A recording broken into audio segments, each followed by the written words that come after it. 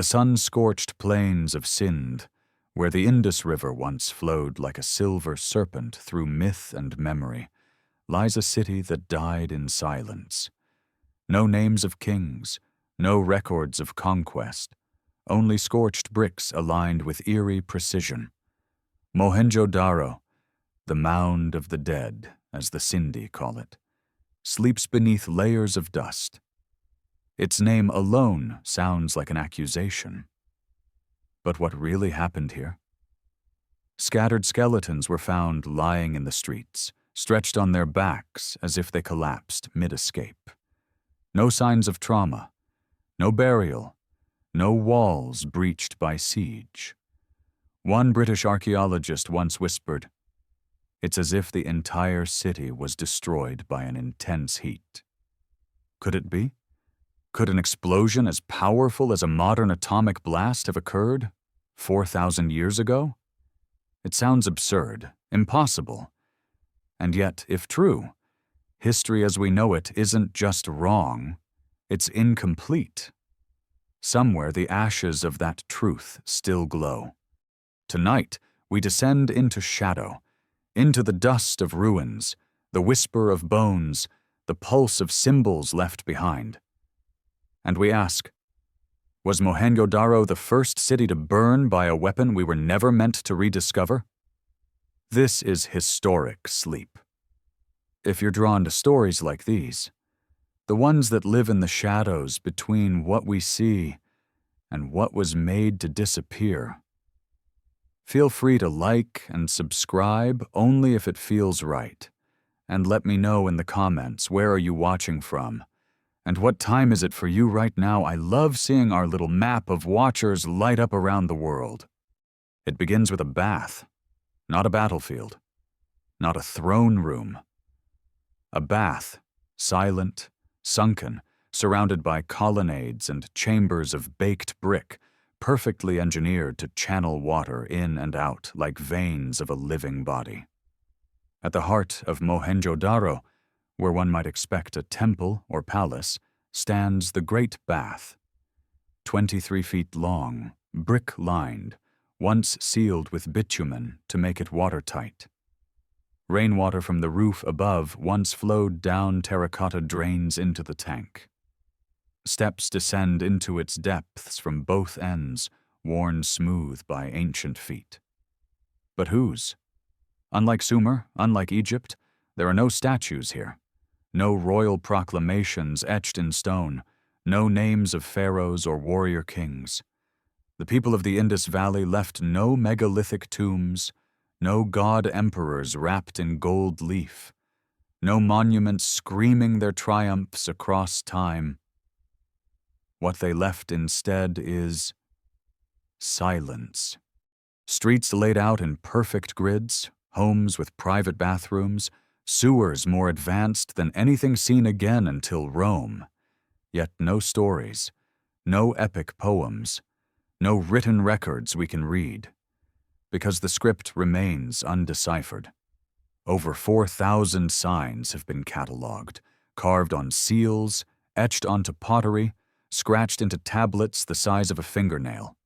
It's not pictographic, not entirely symbolic. Some characters repeat with ritual precision. Some resemble animals, unicorns, bulls, elephants.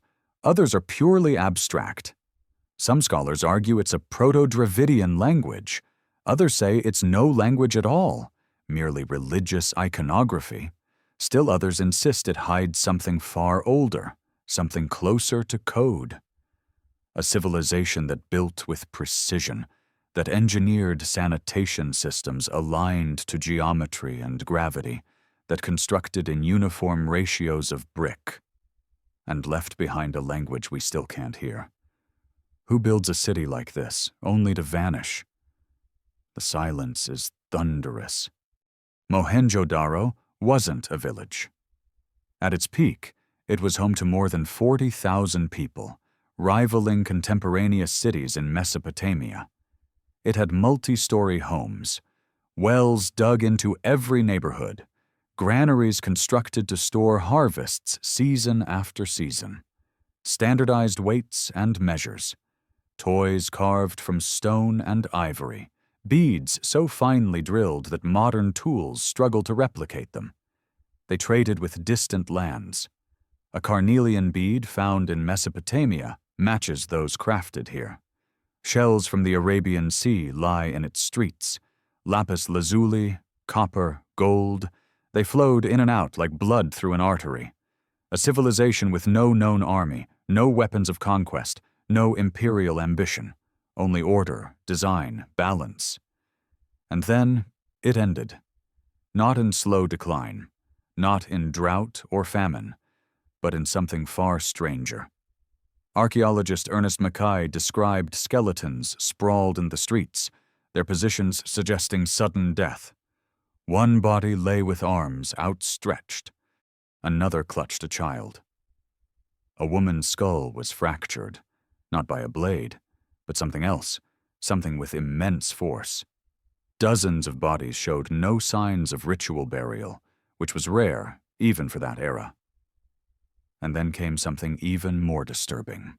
In 1977, a report by Indian archaeologist Dr. R.S. Sharma noted that some of the skeletons found at Mohenjo Daro contained radiation levels 50 times higher than normal. It wasn't widely circulated. Many dismissed it as contamination or error, but other strange findings piled up. The streets of the city had patches where the bricks appeared vitrified, melted together by extreme heat, as if exposed to temperatures exceeding 1,500 degrees Celsius. Some researchers drew parallels to the heat seen in nuclear test sites in the Nevada desert: melted pottery, fused sand. It didn't match the known effects of fire or even volcanic activity. There were no signs of carbon-based burn marks, only mineral distortion. Still, the mainstream academic world remained cautious. Coincidence, they said. Natural disaster. A lightning strike. A freak incident. And perhaps they're right.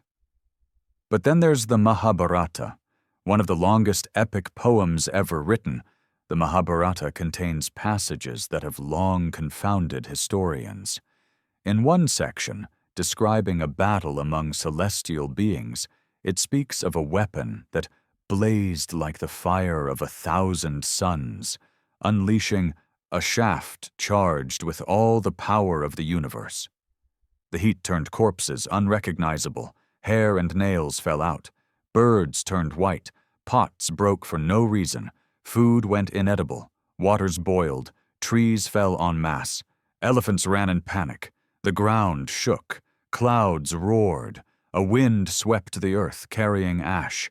This too was dismissed for generations as metaphor, as divine myth, until the 20th century made such language horrifyingly literal. Could a war, as described in the Mahabharata, have been real? Could a city like Mohenjodaro have been caught in its wake? The epic speaks of two warring families, the Kauravas and the Pandavas. But the battle escalates into something cosmic. Chariots fly, gods descend. Weapons strike from the sky with terrible brilliance. Scholars argue over the date. Some place it around 3100 BCE. Others say it's purely allegorical. But for those who look at Mohenjo-Daro and see not decay, but destruction, instantaneous, absolute, and targeted, these lines feel less like fantasy and more like a warning encoded in myth. And still, we cannot say for certain. That's the discomfort at the heart of Mohenjo-Daro. The data is real: the melted brick, the scattered bodies, the sudden abandonment, the unexplained artifacts. The Great Bath, once central to ritual, now lies dry and broken. The drains that once carried away waste now lead nowhere. The language left behind still won't speak. And yet, something did happen here. Something violent, something sudden, something possibly unnatural. We stand over the ruins, looking down into the dust, and all we have are echoes. What force swept through these streets so completely that not a single generation returned? If it wasn't war, if it wasn't plague, if it wasn't famine, then what could erase a city without leaving a conqueror's name behind? Or worse, what if the erasure wasn't human at all? There is a map, not drawn on paper, not etched in ink, but encoded into geometry, etched into the very bones of Mohenjo-Daro. Walk the city's ancient avenues and you begin to notice it. The pattern. Streets intersect at right angles. Districts are segmented with unnerving regularity, houses aligned to the cardinal directions, everything measured, planned, deliberate. The bricks, those millions of standardized bricks, were made with ratios of 1.2.4, length, width, height, over and over again. This is not chaos. This is code. And yet there's no central monument, no ziggurat, no temple complex reaching toward the heavens. The largest structure? That bath. No altar, no throne, just water. And around it, the city flows like circuitry, each structure an element in some greater logic. Urban planning this advanced would not be replicated for millennia. So who were the engineers behind it? The Harappans, the broader Indus Valley civilization, remain one of history's greatest enigmas. Over 1,500 sites have been found, stretching from the Himalayas to the Arabian Sea, from modern-day Pakistan into western India. And still we do not know what they called themselves. We named them after Harappa, the first site discovered. But that's our word, not theirs. Their voices were fossilized into symbols we cannot read, their identities, buried under centuries of silence. We know they built cities. We know they traded. We know they standardized measurements and weights. Cubes of chert, precisely carved, found across multiple cities, imply a shared economic system. They used copper, bronze, terracotta. They crafted toys, tiny carts with wheels, miniature animals, spinning tops. They wore jewelry, shell bangles, lapis lazuli beads, gold filigree. Their artisans were precise. Their farmers harnessed river systems. But their gods, their rulers, their myths? Blank. There's no confirmed palace, no obvious citadel of power. Mohenjo-Daro's so-called citadel mound may have been administrative, but it could just as easily have been ceremonial. And that lack of hierarchy unsettles us. We expect history to be told in pyramids, crowns, and conquests. But the Harappans offer no grand narrative of domination, no empires, no emperors, just cities that breathe with logic, then disappear. What kind of civilization organizes itself so flawlessly, and yet leaves behind no monuments to ego? Some theorists argue that's precisely the point, that the Harappans may have developed a society with decentralized power, an early form of civic egalitarianism. Homes, for example, often share similar layouts, regardless of size. Most had bathrooms, some had wells. Privacy, sanitation, and structure seem available to many, not just the elite. Could it be that the Indus Valley rejected hierarchy as we know it?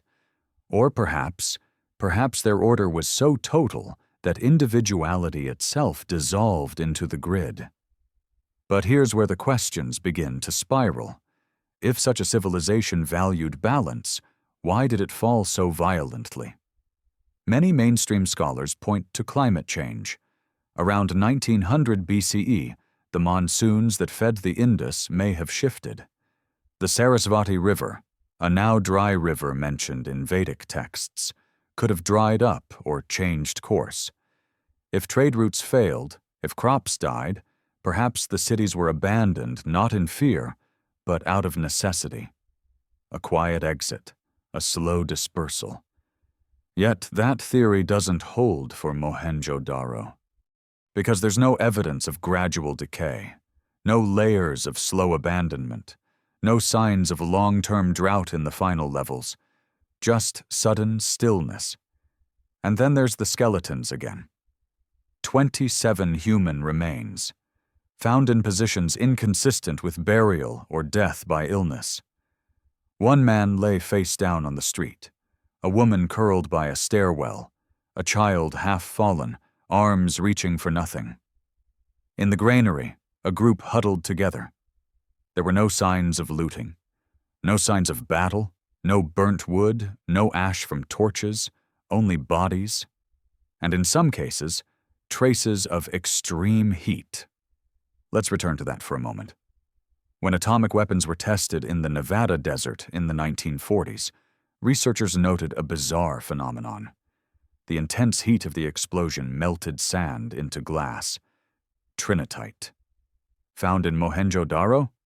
No trinitite, but something like it. Certain patches where sand and clay appear fused, vitrified. The explanation given? Perhaps a lightning strike, a kiln accident. But the size and consistency of these patches defy small-scale fires.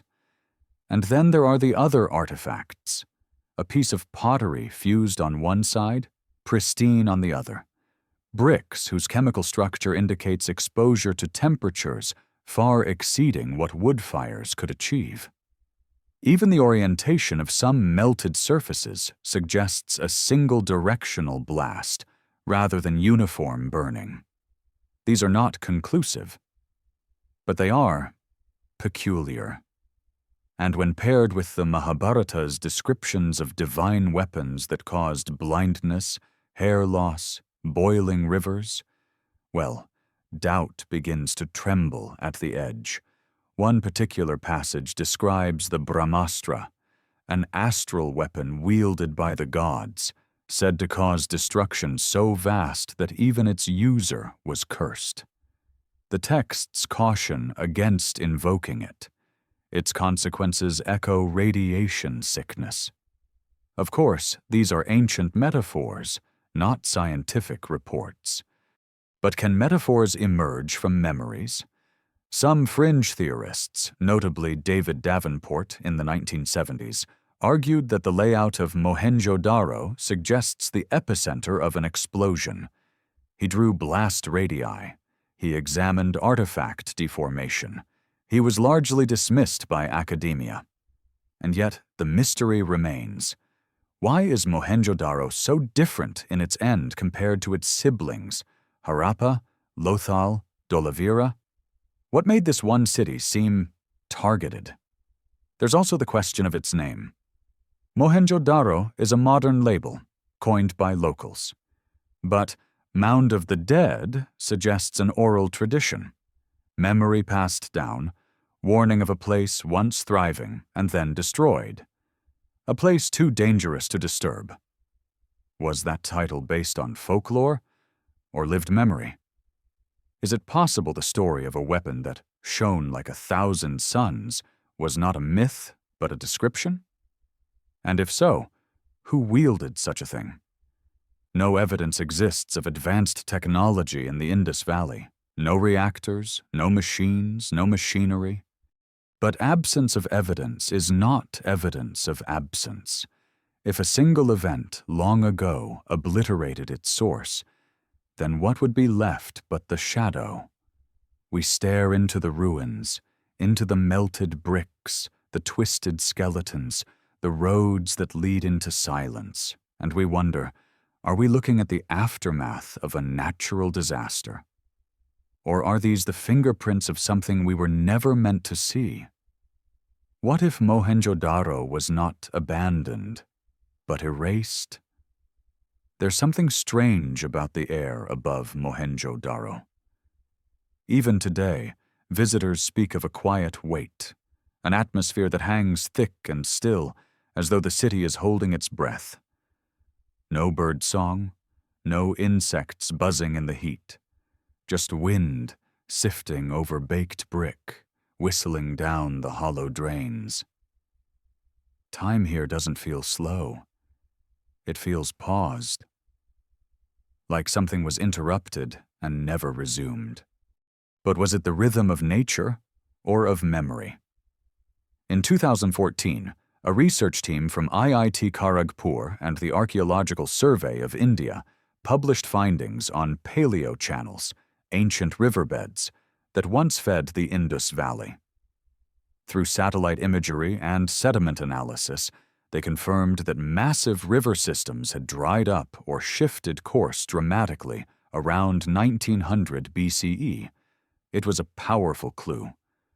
Water is life, and when rivers die, cities die with them. The data supported the idea of environmental collapse. Logical, plausible, but not complete. Because while it might explain the decline of the civilization as a whole, it doesn't explain the forensic violence of Mohenjo Daro.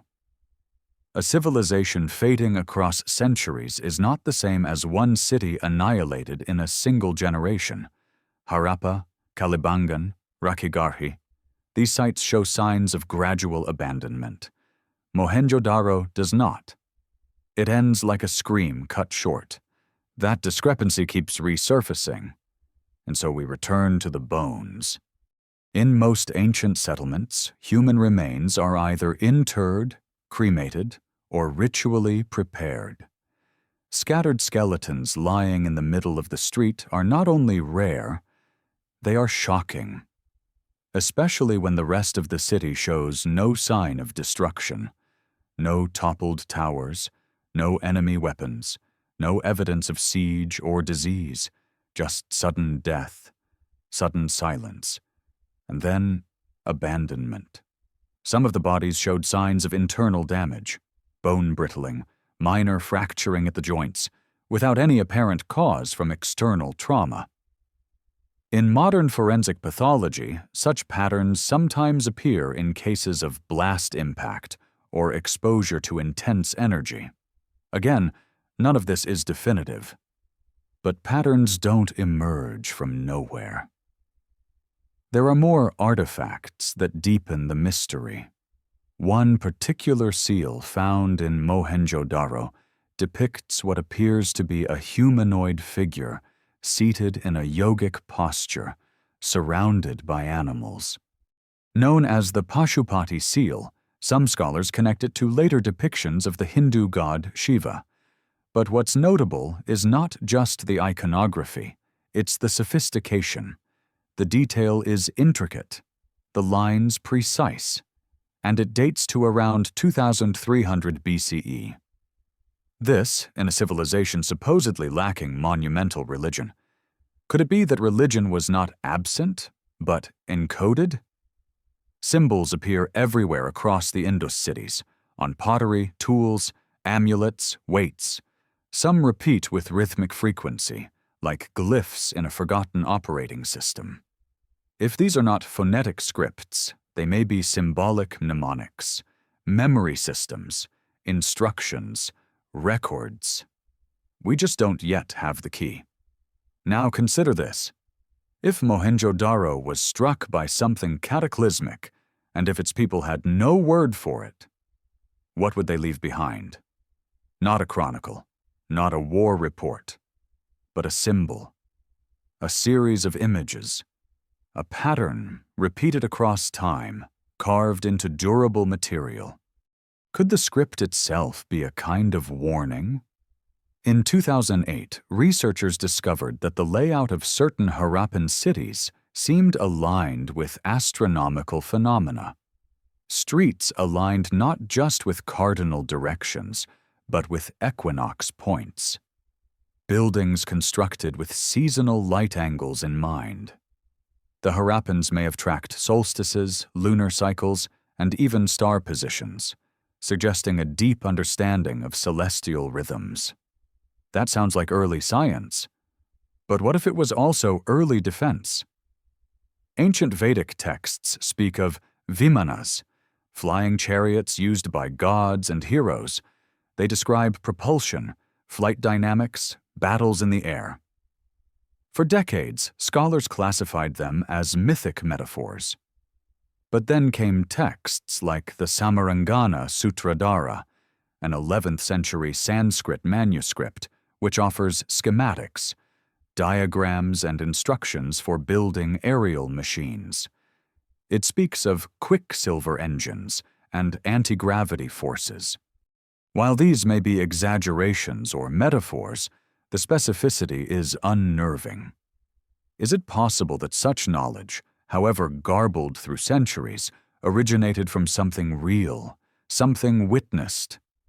Back in Mohenjo-Daro, we find no metal hulls, no engines, no alien debris.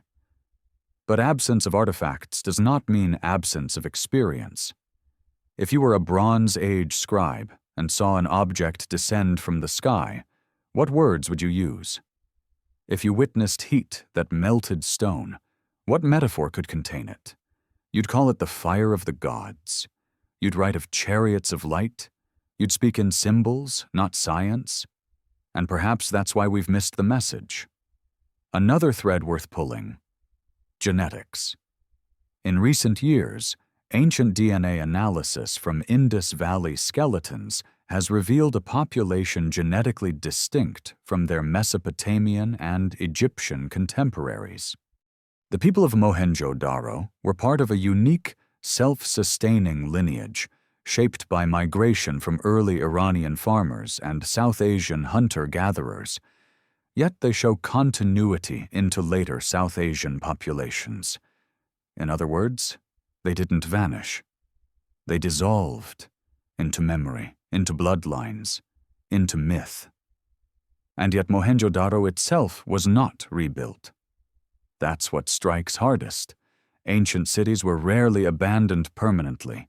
When a city burned or flooded or fell to war, it was often reoccupied, rebuilt, renamed. But Mohenjo-Daro was left alone. Even as other Harappan sites saw continued use or reincarnation, this one was allowed to sink into dust. Why? What made this place untouchable?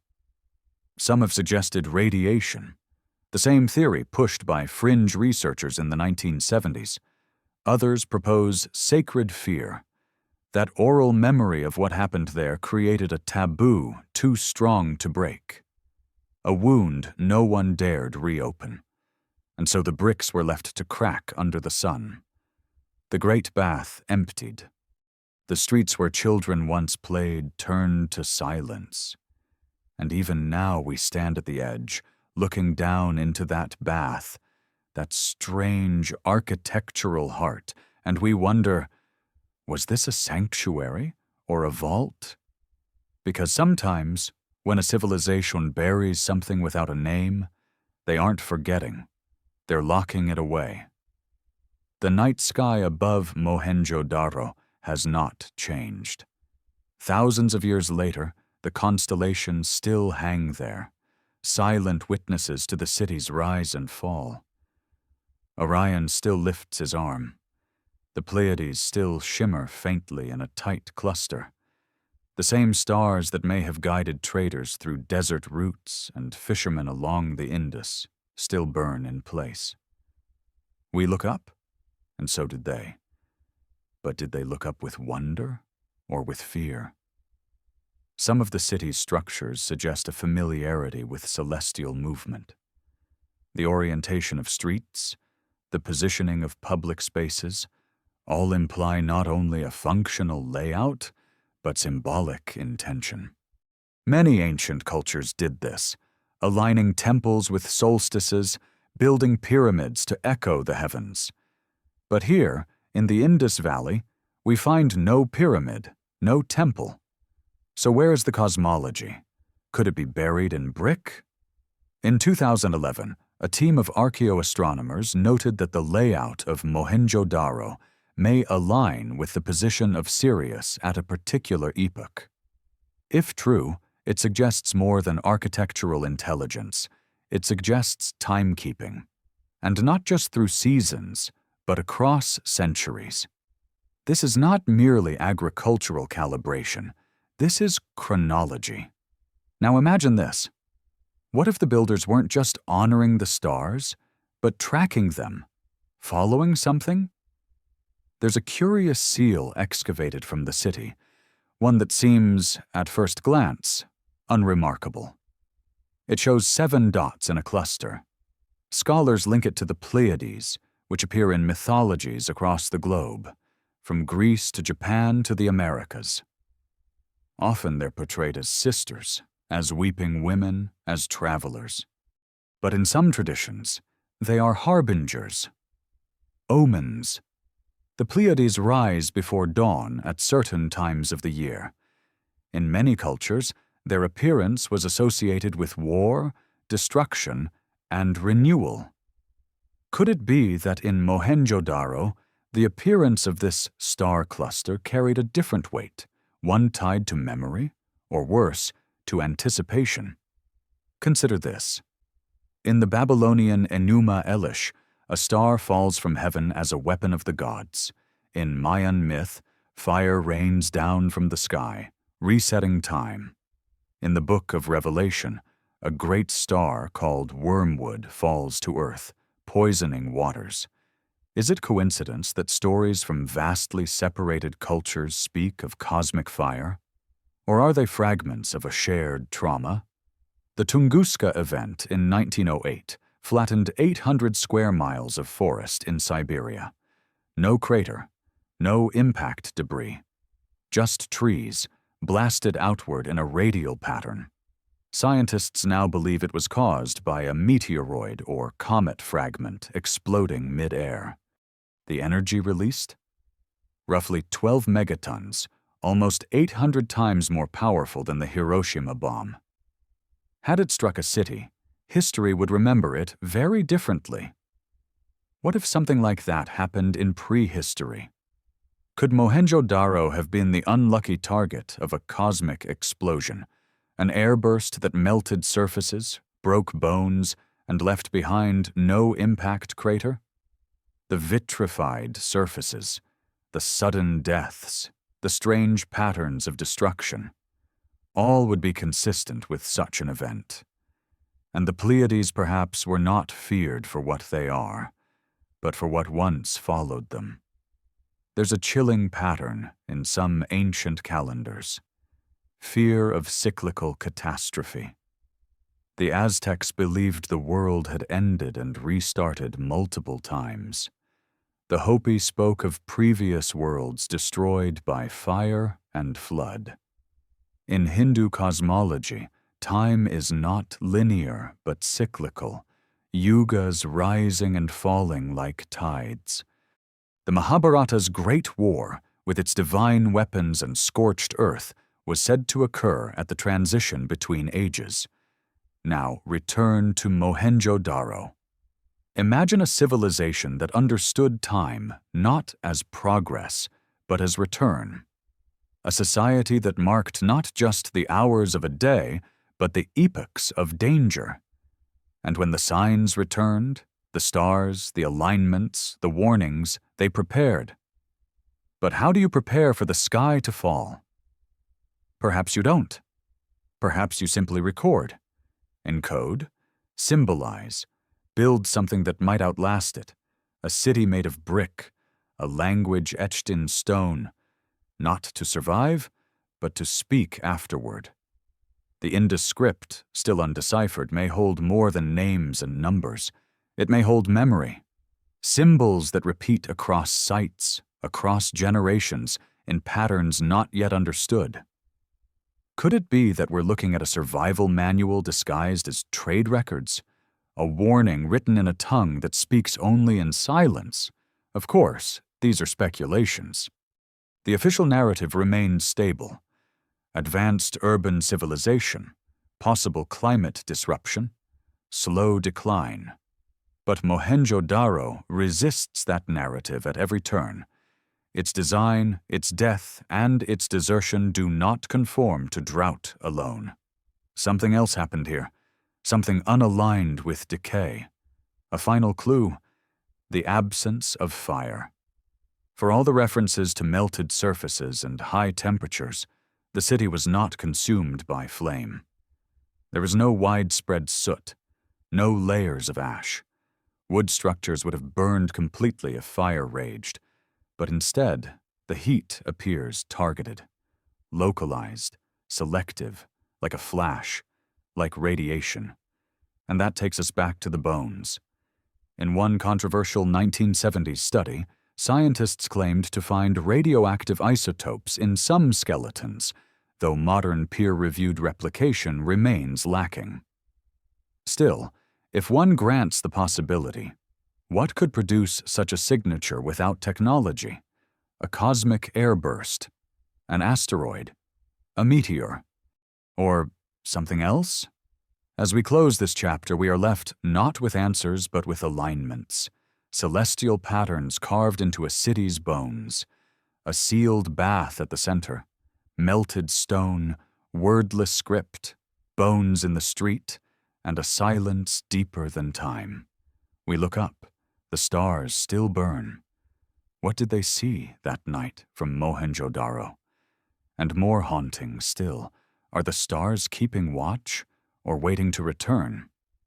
The wind moves differently through ruins. It doesn't rush. It slides. It threads between crumbled walls and eroded corners, curling into places where people once whispered, cooked, slept. In Mohenjo-Daro, it carries nothing but silence now.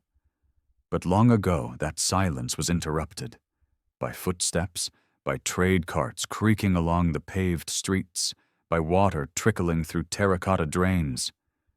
For a moment, try to hear that sound again. Let the city breathe.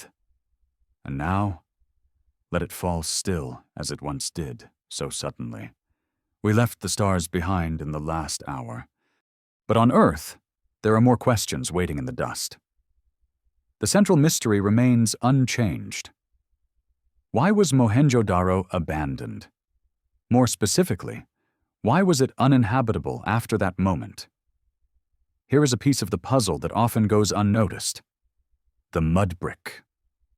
Indus Valley cities, including Mohenjo-Daro, used a consistent ratio of baked bricks, fired at high temperatures, standardized in size.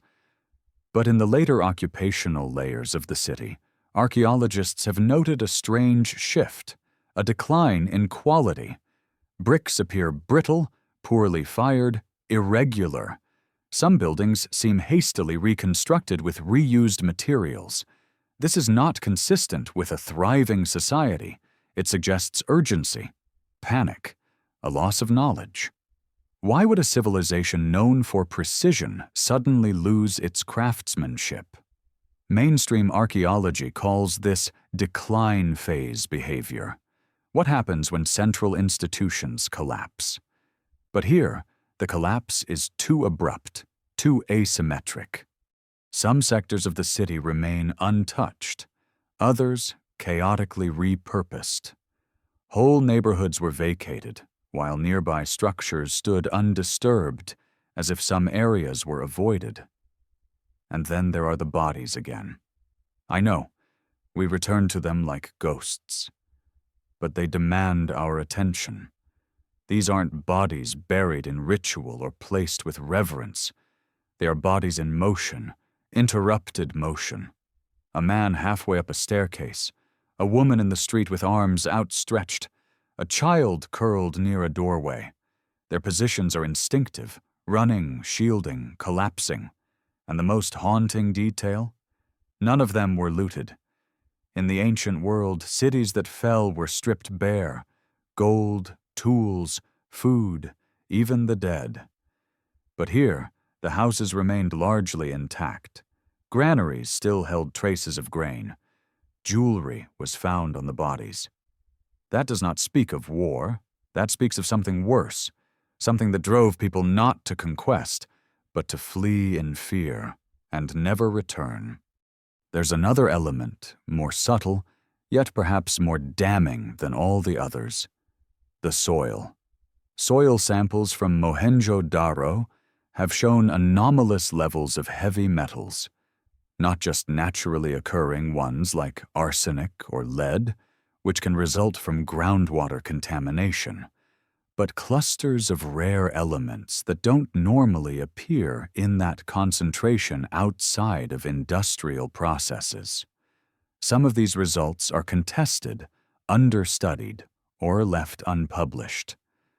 but a few independent researchers have pointed out elevated levels of uranium and thorium isotopes in the sediment around key parts of the city.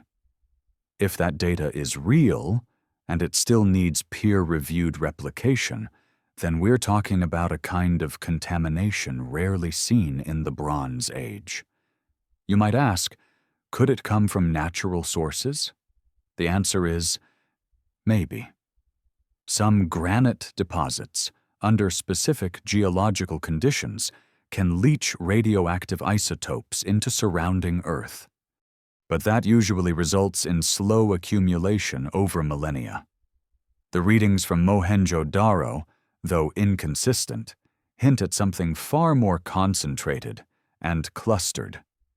Localized contamination, short-term radiation spike, the kind of signal we'd expect to see at ground zero of an explosion. Still, we need to be careful. We cannot project 20th century technology backward onto the past just to fill in gaps. But that doesn't mean we should ignore what doesn't fit. We should look harder, deeper, because the moment we discard anomalies, we cease to see. And Mohenjo Daro is built entirely of anomalies. There are no idols in the city, no altars, no grand inscriptions. What kind of ancient culture leaves no monuments to their gods? Perhaps one that believed the sacred was hidden. Embedded not in statues but in structure. The Great Bath, for instance, may not have been a pool for purification, but a device, a chamber, a container. In Vedic tradition, water is not merely cleansing, it is a boundary. Between worlds, between forces. In some rituals, water holds the memory of sound, of vibration, of trauma. Was the bath a refuge, a vault, a transmitter? We don't know. But its position at the city's heart, its watertight construction, and the utter lack of comparable structures nearby suggest it was unique. It held meaning, ritual or technological, that has been lost. Or hidden. And then there are the drains. Miles of underground drainage, some still intact after 4,000 years, designed with gradient flow, with inspection chambers, with filters. We cannot recreate the language, but we can still trace their engineering. They understood not just construction, but maintenance. They planned for failure, for pressure, for surge. Who plans like that? Who builds an entire city to survive something, or escape it? When the Indus script is finally cracked, if it ever is, it may reveal that these cities weren't just trade centers, but systems, interconnected, modular, prepared. Mohenjo-Daro might not have been the beginning, it might have been the last outpost, the one that failed. So the question that hangs now is not just what destroyed it, but what was it trying to withstand? And what if that wasn't the first time it had happened? Look closer at the floor. Beneath the layers of silt and time, beneath the faint impressions of sandals long crumbled to dust, lie patterns, barely visible, yet deliberate. In certain rooms of Mohenjo-Daro, artisans inlaid tiny fragments of terracotta and stone into geometric arrangements. Diamonds, spirals, interlocking circles. These weren't structural, they were intentional, embedded into thresholds, around basins, along entryways, always subtle, always facing inward. Some believe these were merely decorative.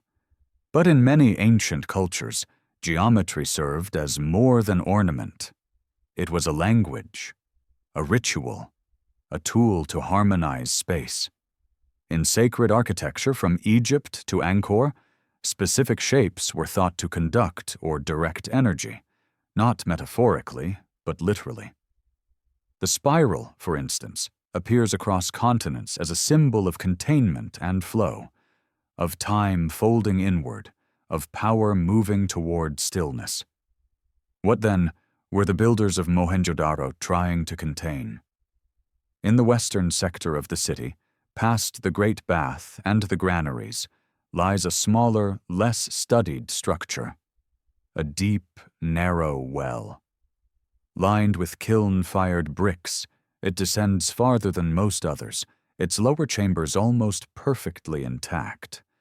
And around it, etched faintly into a stone ledge, is a concentric ring pattern, eroded, barely legible, but echoing designs found thousands of miles away in the temples of Malta, in the tombs of Sardinia, in the oldest petroglyphs of Ireland. Coincidence? Perhaps. Cultures often stumble into similar expressions. A spiral is a natural form. But what if it wasn't just coincidence? What if, long before our recorded history, there existed a network, not of empire, but of understanding? A kind of shared memory, scattered now like ash, but once unified by symbols. A science so old, we mistake it for myth. In 1921, archaeologist John Marshall first excavated Mohenjo-Daro. What startled him most wasn't the structures, it was their standardization. Bricks with identical proportions found not only across the city, but across hundreds of Indus sites. Even the tools, chisels, weights, drill bits, show a level of manufacturing consistency unseen until the industrial age. This was not a civilization of improvisation, it was one of precision, and precision implies design. So what was the design for? We always assume cities are built for life, trade, worship, habitation. But what if Mohenjo-Daro was built for death? Or more accurately, for survival? What if it was a structure designed not for comfort, but for endurance, against something no longer understood? Let's entertain a possibility. What if the Indus Valley wasn't just a civilization, but a civil defense system? A knowledge-encoded architecture stretching from Harappa to Dholavira, with Mohenjo-Daro as its core. A last bastion, a final memory, a blueprint. Because there is a pattern. Many of the cities are aligned along fault lines, not randomly, but deliberately. Some researchers have argued that their positions follow geomagnetic contours, zones of Earth's crust, where magnetic anomalies spike or fluctuate. These zones are sometimes associated with earthquake activity, but also with other phenomena, places where compasses fail, where electronics malfunction, where birds do not fly. And now, remember the bones again. The positions, the suddenness, the spread. In Hiroshima and Nagasaki, doctors noted that those closest to the blast sites died in specific poses, shielding faces, collapsing mid-step, frozen mid-run. Many died without external injury, organs ruptured from within, skin unburned, yet nerves destroyed, bodies left in positions eerily similar to those found in Mohenjo-Daro. No fire, no weapons, just heat, flash, collapse, dust. Could such an event have happened thousands of years ago, recorded not in books, but in silence? There's a deeper question that shadows all of this. If a civilization knew it had experienced such destruction once, what would it do? It would build for next time. It would spread its knowledge, disguised in trade, encoded in symbol, etched into stone that resists fire. It would avoid centralization. It would plan redundancy. It would not build temples of gold. It would build systems, cities like circuits, geometry like shield patterns, ritual as encryption, myth as memory. Perhaps that is what Mohenjo-Daro is, a memory palace built from brick and intention, not to worship the gods, but to remember the fire, to leave a map for those who would come later, long after its language was lost. But maps only work if someone can read them. The Indus script remains undeciphered. Every few years, a new theory emerges, Proto-Elamo-Dravidian, Old Tamil, Early Brahmi, but none fit cleanly. No Rosetta Stone has been found, no bilingual text, no glossary, just symbols repeating in rhythmic logic, like code waiting for the right input. Maybe we've been looking in the wrong direction. Maybe it's not meant to be read. Maybe it's meant to be felt through architecture, pattern, form. Maybe the bath, the drains, the spirals, the city grid, all of it is the message. And the script is not text, but index, a legend for understanding how to navigate catastrophe. A civilization that once burned leaves behind a manual. But who was it for? Not themselves. They already knew. Not conquerors. They never came. It was for us. So we look at the bricks, at the concentric rings, at the heat-shattered pots and skeletons turned to dust in mid-step. And we ask, what were they trying to tell us? And are we too late to hear it? Let's shift our gaze underground. Beneath the visible ruins of Mohenjo-Daro lies a layer of compacted clay and ash. Not uniform, not natural. Archaeologists have debated its origin for decades. Was it flood silt from a swollen Indus? Was it wind-blown loess, slowly deposited by centuries of erosion? Or was it something else, residue from a single, sudden event?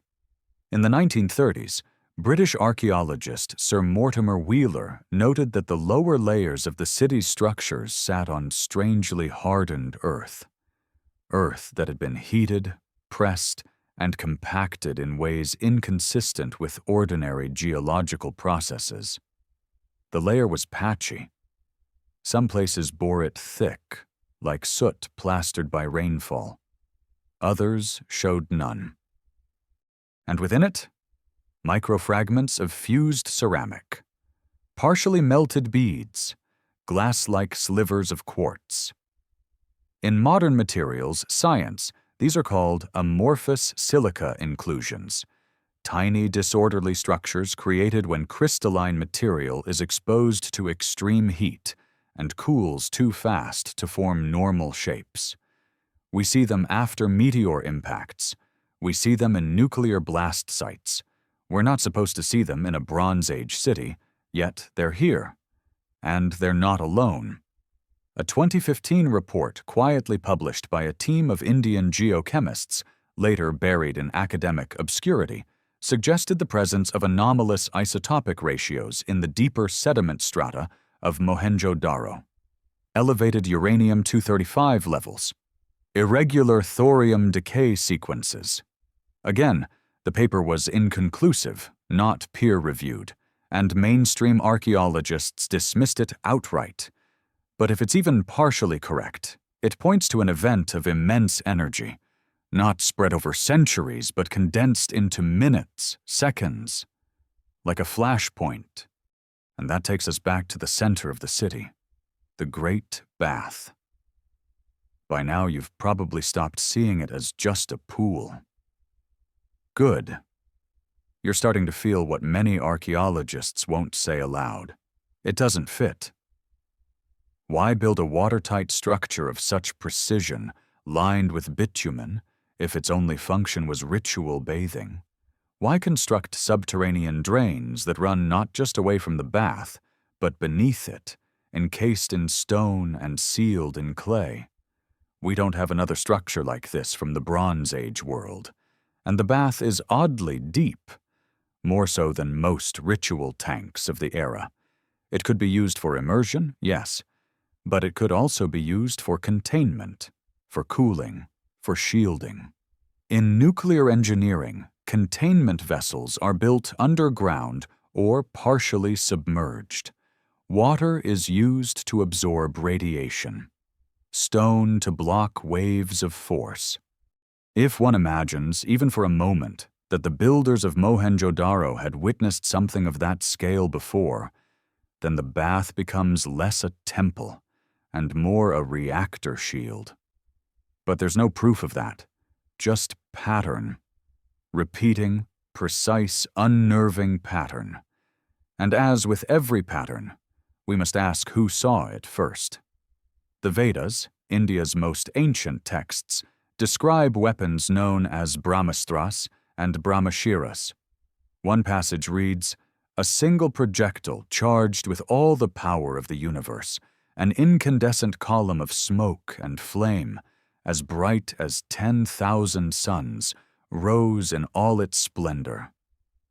Another describes the earth shaking, winds roaring, and the corpses burned beyond recognition. These are not vague metaphors. They are specific sequences: flash, wind, heat, ash, aftermath. The Sanskrit root of astra means that which is hurled, but the prefix Brahma ties it not to a mortal, but to a cosmic force, the source of creation and destruction alike. Could these texts, passed down orally for generations before being written in the first millennium BCE, be fractured memories of real events?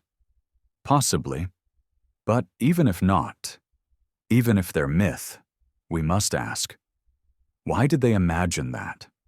Why did civilizations across the globe construct stories of fire from the sky, of weapons too terrible to wield, of cities wiped out in moments?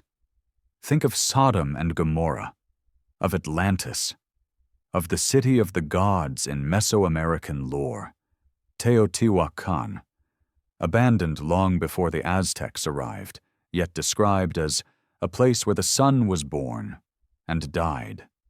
These stories come from different continents, different times, but they echo each other, not in their surface detail, but in their shock, the suddenness of collapse, the silence afterward. Mohenjo-Daro fits that mold.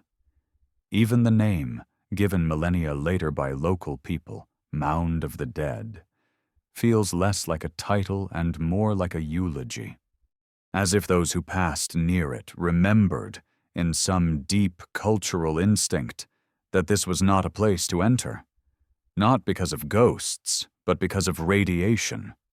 Let's pause here. Radiation is invisible, tasteless, odorless. You can walk through it and never know. Until your hair falls out, until your skin blisters, until the cells inside your marrow begin to break down. The people of Mohenjo-Daro, if they were exposed to something like that, would not have understood it. But they would have known fear. They would have known sickness. They would have fled. And when they returned, if they returned, they would have found the bodies still lying where they fell, the air still poisoned, the stone still warm. And then they would have sealed it, built over it, or simply walked away. And so we're left with echoes, melted beads, hardened sediment, fused pottery, a language we can't read, a bath we don't understand, a city that planned every brick but left no history. Or maybe this was the history, not written, lived, etched into form, not word, encoded in architecture, not archive, a record of the unthinkable, a reminder of something lost and perhaps returning. Because if a blast like this happened once, at the dawn of civilization, what stopped it from happening again? Or worse, what if it never really stopped? The problem with buried cities is that they're never truly still. They shift under pressure. They sink with time. Dust grinds against stone like slow fire. The air that once moved through their alleys now sits dense in sealed chambers. And yet, in places like Mohenjo-Daro, you feel as if the city itself is holding something back, like its own collapse was unfinished, not decay, not ruin, but suspension. As if it had not ended, just paused. In 2012, a team of geoarchaeologists used ground-penetrating radar to examine subsurface features beneath parts of Mohenjo-Daro's unexcavated mounds. What they found startled them. Below the visible ruins, those neatly gridded streets and brick structures, lay a second layer. Not natural sediment, Not floodplain accumulation, but signs of a deeper, older phase of construction. Buried walls, sunken rooms, structures with orientations misaligned from the visible city. A city beneath the city. Now, this isn't entirely unique. Many ancient settlements were built atop older ones. But here, the transition is strange. The lower structures appear more advanced. Tighter joints, heavier bricks, more carefully carved stones. Some of the subterranean walls showed signs of fusion, surfaces smoothed and glazed without mortar. The material? Clay and sand. The method? Unknown. Who built this first layer? Was it an earlier phase of Harappan civilization, a forgotten proto-culture? Or was it something even older, something remembered only in whispers? The Vedic texts, once again, offer a riddle. They describe cycles of civilization, yugas, that rise and fall like waves. According to them, humanity has lived through 4 ages: Satya Yuga, Treta Yuga, Dvapara Yuga, and Kali Yuga, each shorter and darker than the last. In the final moments of the 3rd age, Dvapara Yuga, a great war occurs, a war so devastating that it resets the balance of the world. The Mahabharata places that war not in fantasy, but in Bharata, the land now known as India. It names cities, rivers, kingdoms. The geography is detailed, the weapons impossibly advanced. There are descriptions of machines that flew, beams of light that destroyed with sound, arrows that split into hundreds of missiles mid-air.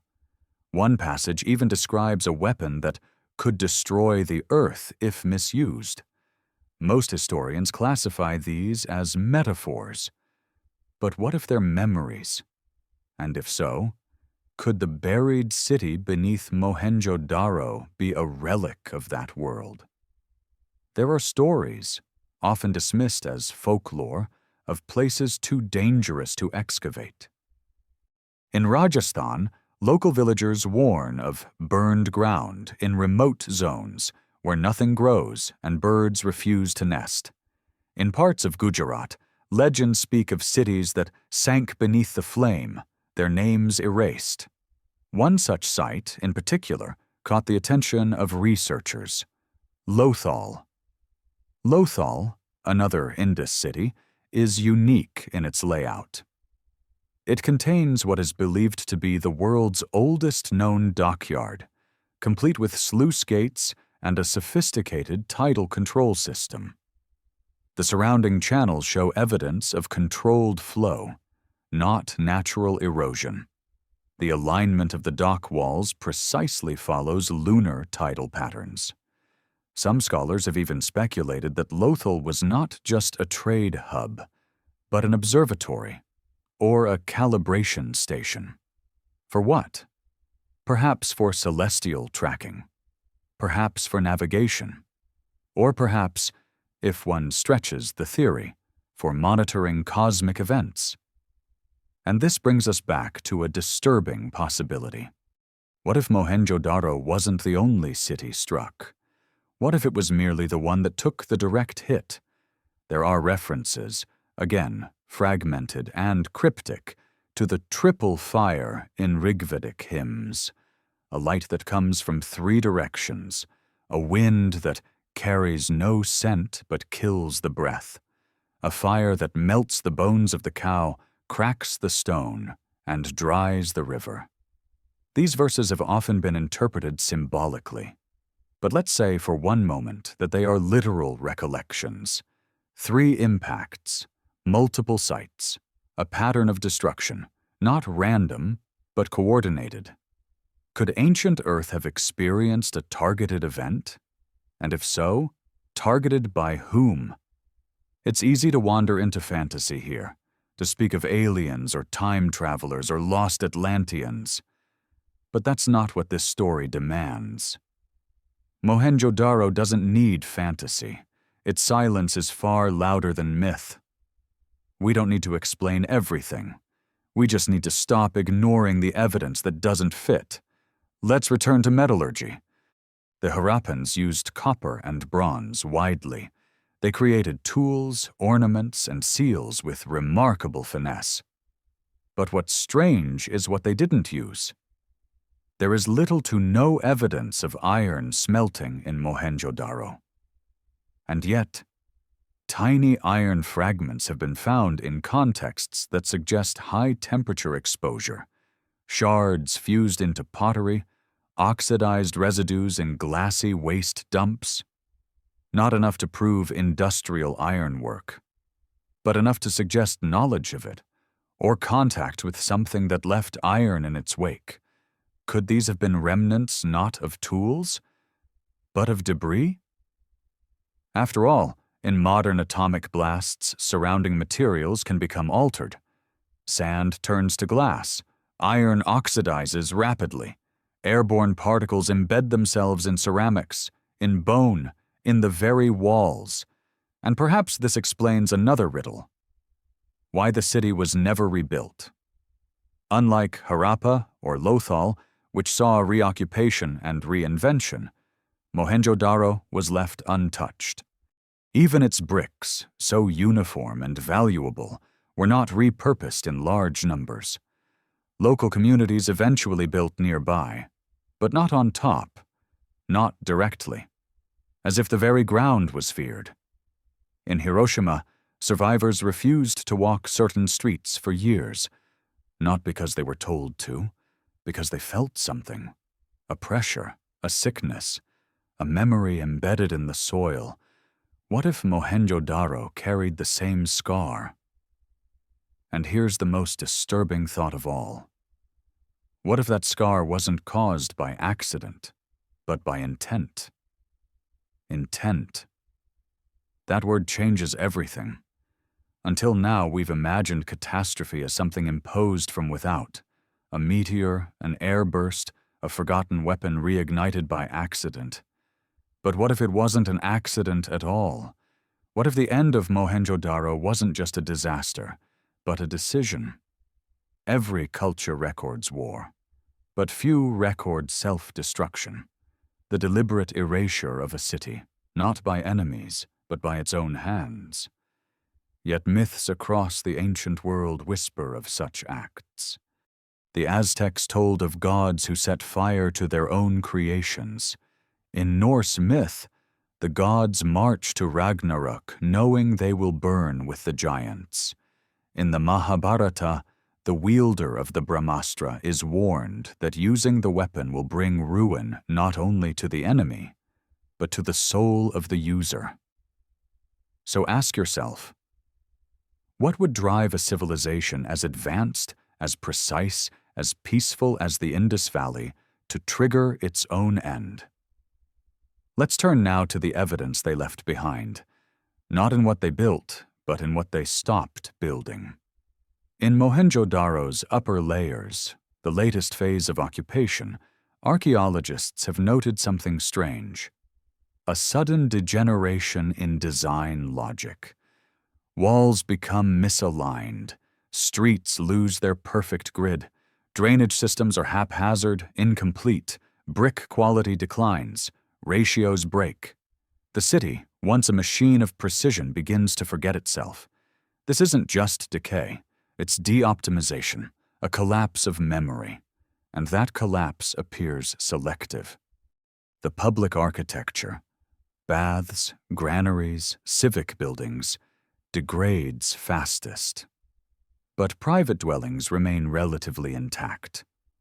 As if citizens held on to domestic knowledge, but public knowledge had been scrubbed. Like someone had erased the code from the central operating system, but the peripherals were still running. Barely. Who erases public knowledge? Who breaks the grid? Someone trying to shut it down. We've already explored the possibility of Mohenjo-Daro as a kind of reactor, or observatory, or node in a larger energetic system. If any of that holds, even metaphorically, then someone, somewhere, must have known how to shut it off, or burn it out. Now look at the spatial layout of the city's destruction. The highest concentrations of fused brick, melted pottery, and vitrified surfaces cluster in the west-central zone, close to the Great Bath and the so-called granary. But not uniformly. The heat signature diminishes rapidly in surrounding blocks. Streets just a few meters away show no thermal damage at all. This is not what you'd expect from a natural disaster. A fire spreads, a flood flows. But this pattern is surgical, constrained, as if something detonated not to destroy the entire city, but to sterilize a specific sector, as if someone tried to burn a library without touching the village around it. Or maybe not a library, maybe a reactor. And that leads us back to a forgotten term in archaeology: firebreak. In forest management, a firebreak is a controlled strip, something sacrificed to stop the spread of destruction. Some modern archaeologists now wonder, could Mohenjo-Daro's center have been deliberately burned, melted, or otherwise annihilated as a kind of containment? A firebreak against what? Against memory? Or against something more dangerous? There are texts, fragmentary, rare, that speak of knowledge too bright. In one disputed Upanishad verse, a rishi declares, "To hold the secret of the stars is to hold the knife to one's own breath." Elsewhere, in Zoroastrian scriptures, the Azidahaka is chained beneath the earth because his knowledge of fire cannot be destroyed, only sealed. Sound like myth? Then look again at the bath. Its bricks are not all the same. In the lowest layers, some bricks are composed of rare silicate compounds not used elsewhere in the city. Their melting point is far higher. Their resistance to pressure, measured in modern labs, surpasses that of the rest of the structure. These are containment bricks, engineered to last longer, to hold something back. And they do. Even after millennia, the Great Bath has not collapsed. It is the most intact structure in the city. What was it holding? Water? Rituals? Secrets? Or a core? And maybe when the knowledge of that core became too dangerous or too misused, it was sacrificed. Not in war, not in panic, but in design. A final act of engineering. Burn it, seal it, let time swallow the rest. Now consider this. What if Mohenjo-Daro was one of many? A node, a beacon, a switch. And what if the network stretched far beyond the Indus Valley? There are structural similarities between Mohenjo-Daro's urban grid and certain layouts in ancient Peru, in Egypt's worker villages, in the Olmec centers of La Venta. They all share aspects of modular symmetry, of non-hierarchical efficiency. Some of these sites even show similar fusions in ceramic and stone, vitrification without fire. Could they all be fragments of a once-connected knowledge web? Could Mohenjo-Daro have been shut down not alone, but as part of a global shutdown? A great forgetting, engineered, intended. And yet, something broke through. Fragments survived. Myths, maps, bricks, echoes, and perhaps even now we are circling back, relearning what they burned to protect us from. So here we stand, 1,000 generations later, digging through their firebreak, reconstructing their silence, touching their forbidden edges. And maybe the real question isn't, what happened to Mohenjo-Daro? Maybe it's this. What happens when we finally remember? Memory is a strange machine. It decays and distorts, yes, but it also preserves in unexpected ways. Sometimes what endures isn't the fact, but the fear. Not the blueprint, but the taboo. And when we speak of Mohenjo-Daro, of its sudden silence and its unearthed anomalies, we're no longer just digging in soil. We're digging in fear's architecture. We're reconstructing what someone, somewhere, chose to bury so precisely that even their descendants couldn't decode it. Let's shift our gaze outward, beyond Mohenjo-Daro's parched plains, and follow the threads that lead away from the Indus Valley. In the ruins of Nineveh, in Mesopotamia, clay tablets from the library of Ashurbanipal describe an age before the flood, an age of kings who ruled from the sky. They speak of weapons that roared like the storm god, of cities that fell to fire without flame. And further west, in Egypt, a curious inscription from the temple of Edfu details the so-called primeval mound and the island of creation, where divine beings waged war with technologies that the scribes themselves could not describe, only echo. In Mesoamerica, the Popol Vuh recounts how the gods created a race of men so brilliant, so all-seeing, that they had to be blinded, their knowledge reduced to preserve cosmic balance. They saw too much, the text says. Their gaze reached the four corners of the sky. The gods, afraid of what they had made, scattered them. Do you see it? A pattern, not of chronology, but of echo. Across civilizations that supposedly never met, we find recurring themes: a golden age, a cataclysm, forbidden knowledge, cosmic weapons, a deliberate erasure. Not by chance, not myth recycling, but perhaps, just perhaps, fragments of a collective trauma. A memory passed down not through books, but through stories carefully broken. And that returns us to Mohenjo-Daro. Why stories break matters. In linguistics, there's a concept called glossolalia, the use of non-understood or invented language, often in religious trance. But some scholars suggest it's not invention. It's fragments of memory being expressed without access to their source code. Like a corrupted file trying to run? Could the Indus script be a form of cultural glossolalia? Not a language for commerce, but for memory containment? This brings us to one of the city's strangest anomalies: the absence of identifiable temples. We've mentioned this before, but it bears repeating.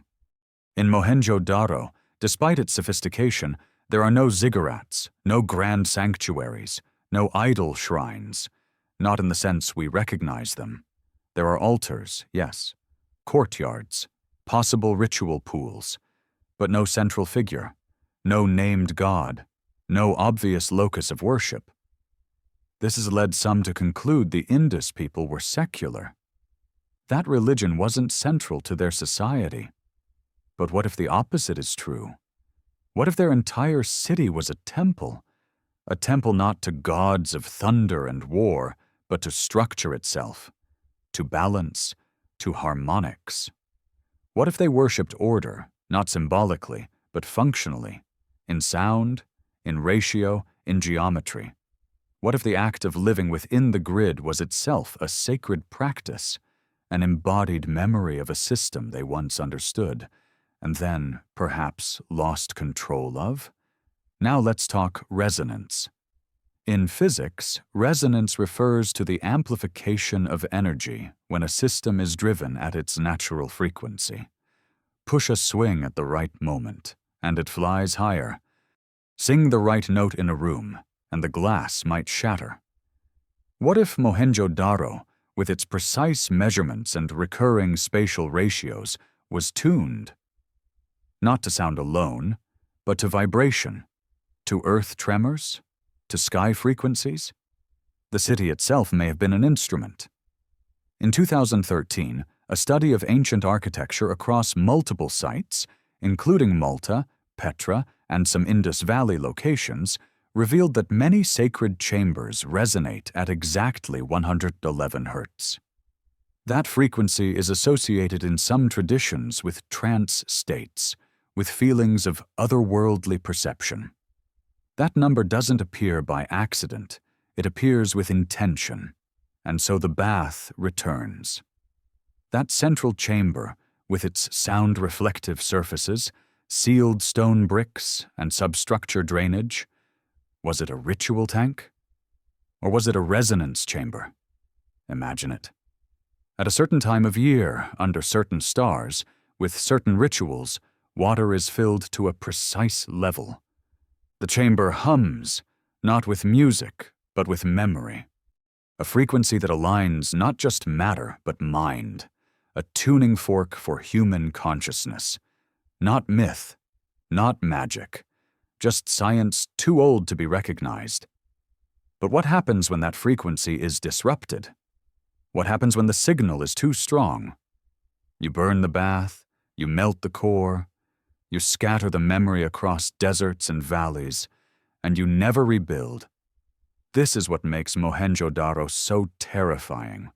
Not the silence, but the precision of that silence. It wasn't chaos. It wasn't collapse. It was closure, not abandonment. Shutdown. Like someone pulling the plug on a machine that had begun to speak too clearly. And now, thousands of years later, we kneel over its skeletons and fragments, ears pressed to the dust, straining to hear what they were forced to forget. But what if the message is still humming? Beneath the bricks, beneath our feet? What if the memory was not meant to be erased, only buried? Sometimes silence is an act of violence, not in noise withheld, but in truth denied. In things not told, not taught, not translated. Mohenjo-Daro, for all its stunning geometry and eerie emptiness, may be the loudest silence history has ever built. A silence made of precision, of containment, of choice. It doesn't just lack answers, it denies the questions. It stares back. But the bones remain. By now, you know them. The skeletons scattered in the streets, lying prone, supine, mid-stride. Not buried, not prepared, not collected. Just left, as if time skipped a frame and the living became still life. We've spoken of heat, of possible blast damage, of vitrified surfaces. But there's another detail often overlooked. The position of the hands. Several of the bodies have hands raised, not in supplication, but in defense. Palms open, forearms angled across the face. It's a universal reflex, instinctive shielding from sudden brightness, from debris, from wind or fire, and more chillingly, from light. This posture isn't random. Forensic specialists have observed the same hand positioning in victims of nuclear explosions, specifically those caught unaware by the flash, who turned a split second too late. Their reflexes preserved their fear, their final act, a futile shield against a force they couldn't see coming. And somehow these ancient bodies echoed the same pose. Still think it was flood? Let's go deeper into the materials. One of the strangest finds in Mohenjo-Daro came not from a house or a public building, but from a trash midden on the city's outskirts. It was a ceramic shard, once part of a storage vessel, with a thin, dark film on its interior. When sampled under microscopy, this film showed crystallized carbon chains inconsistent with food residue or simple soot. Some researchers proposed it was pitch or oil residue, but others noted that similar films had been found at nuclear test sites, coating metal and ceramic surfaces exposed to electromagnetic pulses. Now, no one is suggesting Mohenjo-Daro had nuclear reactors or electromagnetic weapons. That's absurd by modern logic. But what if they witnessed effects similar to that level of energy? What if the cause doesn't match our categories, but the evidence does? Because evidence doesn't care what we believe. There's also this. In the city's southeast quadrant, a single slab of stone was found cracked not by force, but by frequency. Acoustic fracturing, as seen in laboratories, occurs when materials vibrate at a resonance they cannot withstand. The slab showed no signs of impact, no burn marks, but its center had split like a wine glass shattered by pitch. Some researchers chalked it up to tectonic movement. But the pattern of fracture didn't follow the direction of seismic force. It followed vibrational waves.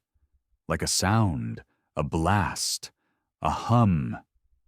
Now step back, not into myth, but into science. In the 1950s, acoustic researchers experimenting with infrasonics, low-frequency sound below the range of human hearing, discovered that sustained resonance could induce nausea, anxiety, even hallucinations. Some chambers built to test resonance frequencies caused participants to report visions, cold sweats, a sense of presence. One researcher famously described a metal beam vibrating so fast it appeared still, until it exploded. In that context, the architecture of Mohenjo-Daro begins to look engineered, not for sound like music, but for sound as structure, as power, as interface. Could the city itself have been tuned? Could the drains, the corridors, the bricks, all of it, have worked in concert with something we no longer understand? Not just water flow, but energy distribution? Not just sanitation, but harmonic containment? Remember, this was a civilization that built everything to scale. Brick dimensions, street width, room proportions. Every city, Harappa, Lothal, Kalibangan, followed shared modular patterns. They were designing systems, not just shelters, but environments. And then it stopped. Suddenly, without reoccupation, without evolution. Mohenjo-Daro wasn't conquered. It was silenced. And that silence infected more than just stone. Take the Indus script. We've said it before, it remains undeciphered. But here's something new. Recent AI analysis of the inscriptions, run through neural pattern recognition tools, revealed statistical consistencies closer to computer code than to known human language structures. The signs didn't follow normal linguistic entropy curves. Instead, they aligned more closely with compressed data models, information designed for efficiency, not storytelling. This doesn't mean the Harappans were encoding in binary, but it suggests they weren't just writing for one another. They were writing for systems, for machines, maybe, for records, possibly, for memory. Almost certainly. So what happens when a civilization builds systems too efficient, too silent, too coded, and then forgets how to read them?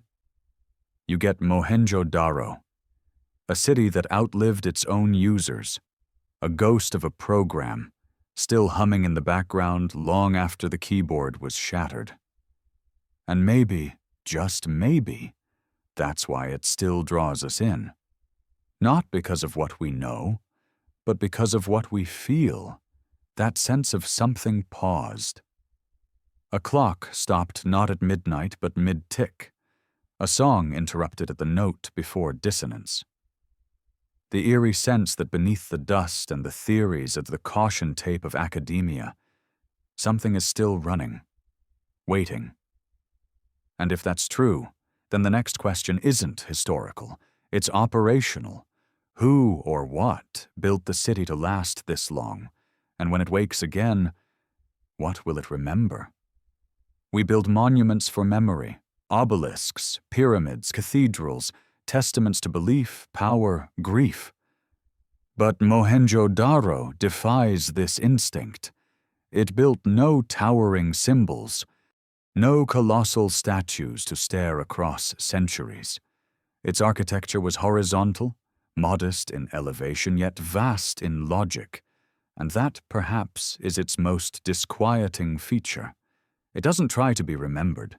It tries to be understood.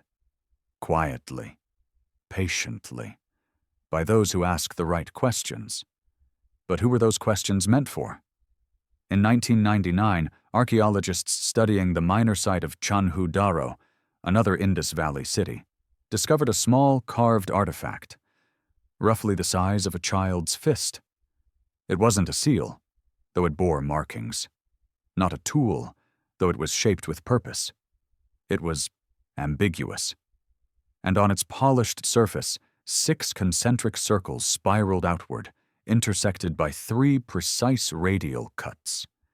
Initially dismissed as decorative, the artifact was later re-examined by computational imaging software. The geometry wasn't random. It was polar. The radial cuts intersected the rings at mathematical intervals, subdivisions resembling planetary orbits if mapped logarithmically. Some claimed it matched orbital ratios of the inner solar system. Others said it was nothing but symmetry for aesthetic's sake. But then, the material. It wasn't local stone.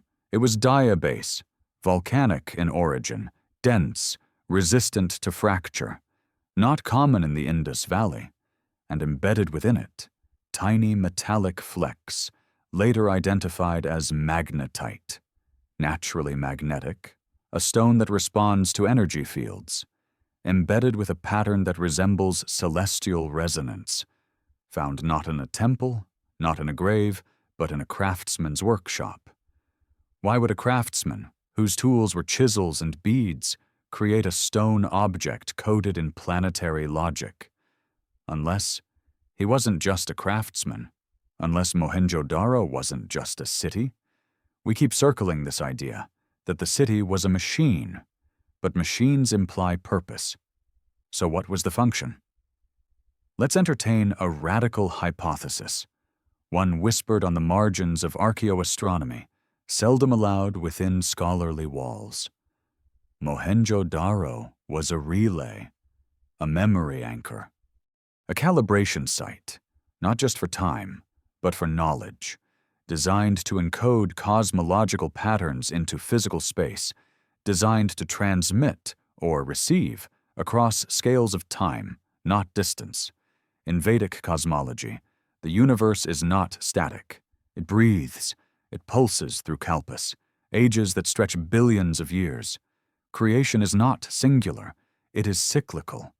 And in each cycle, knowledge is born, lost, and, if the balance allows, recovered. The texts speak not of beginnings, but returns, not of progress, but recollection. And that idea of remembering rather than inventing aligns unsettlingly well with what we see in the ruins. The Harappans didn't invent systems, they replicated them, reused ratios, repeated alignments, cloned city structures.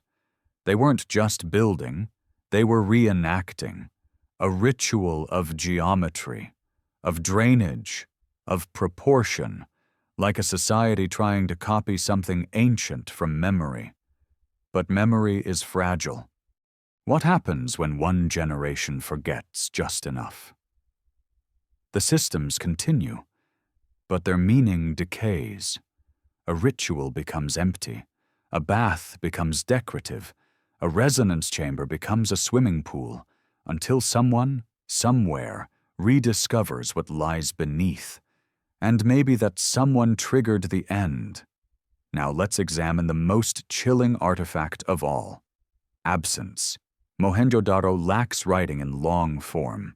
No epic texts, no administrative tablets, just seals, symbols, tiny script fragments etched into objects of trade and ritual.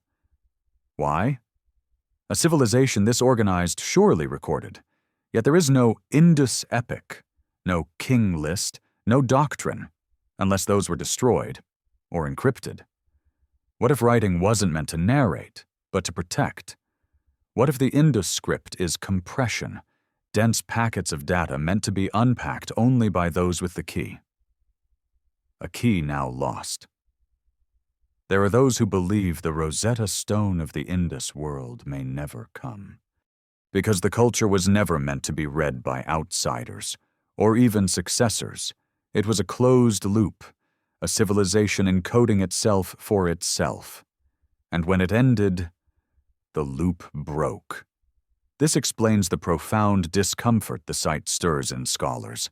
It isn't just lost. It's sealed, not by sand, but by design. A vault with no door, and perhaps, by intention, with no survivors who could explain it. Which brings us back to the most human part of this story. The people. Skulls found in Mohenjo-Daro have been measured, analyzed, compared to others from the subcontinent. They show no signs of warfare, of trauma, of genetic isolation. They were ordinary, healthy, mixed ancestry, living their lives, making beads, brewing grain, drawing water, and then gone. No mass graves, no mourning markers, just absence. And isn't that the most terrifying thing?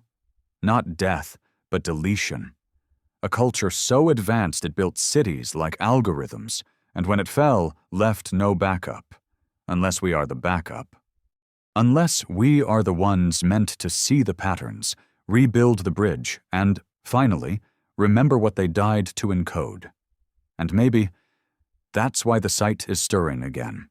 New excavations, new technologies, new attention. Mohenjo-Daro isn't speaking louder. We're just starting to listen. But are we ready for what it's trying to say?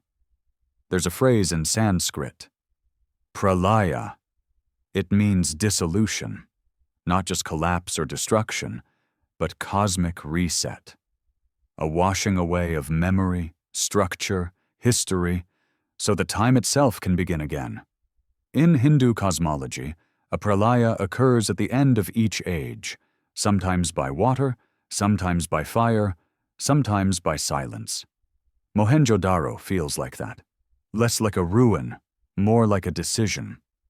A pralaya made manifest in brick. But if it was a reset, what were they trying to erase?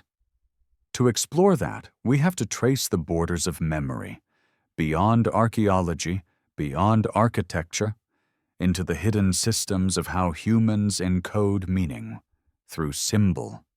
Take the unicorn seal, one of the most frequently discovered symbols in Indus sites, found in dozens of contexts, on trade seals, ritual tablets, small carved tokens.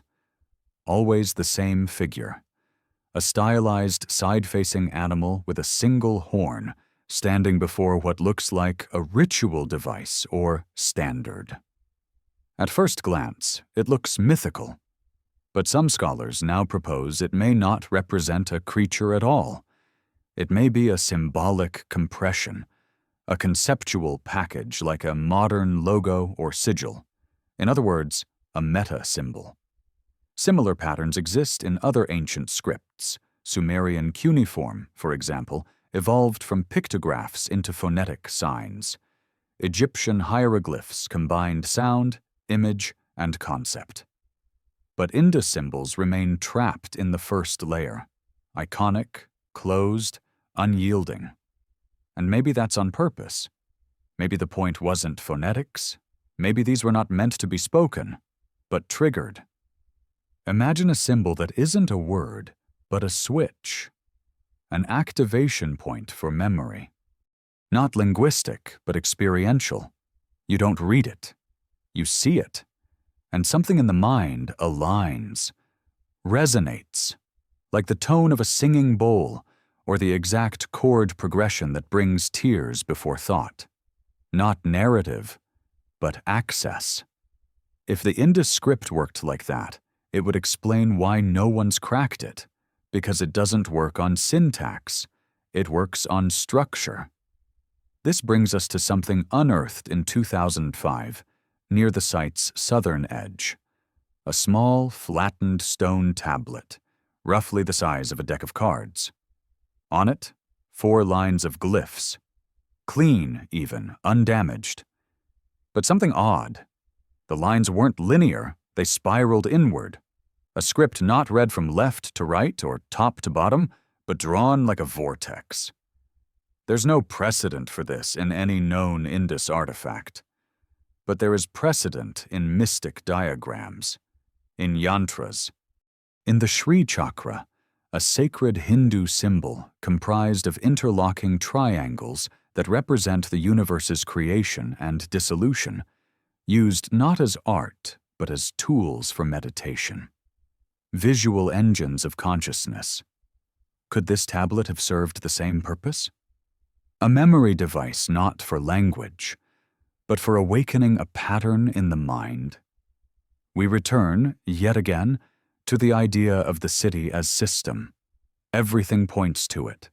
The modular bricks, the uniform street widths, the centralized drainage, the repeating residential formats, the central bath, perhaps a resonant core, the sealed lower levels, vaulted, avoided, never rebuilt.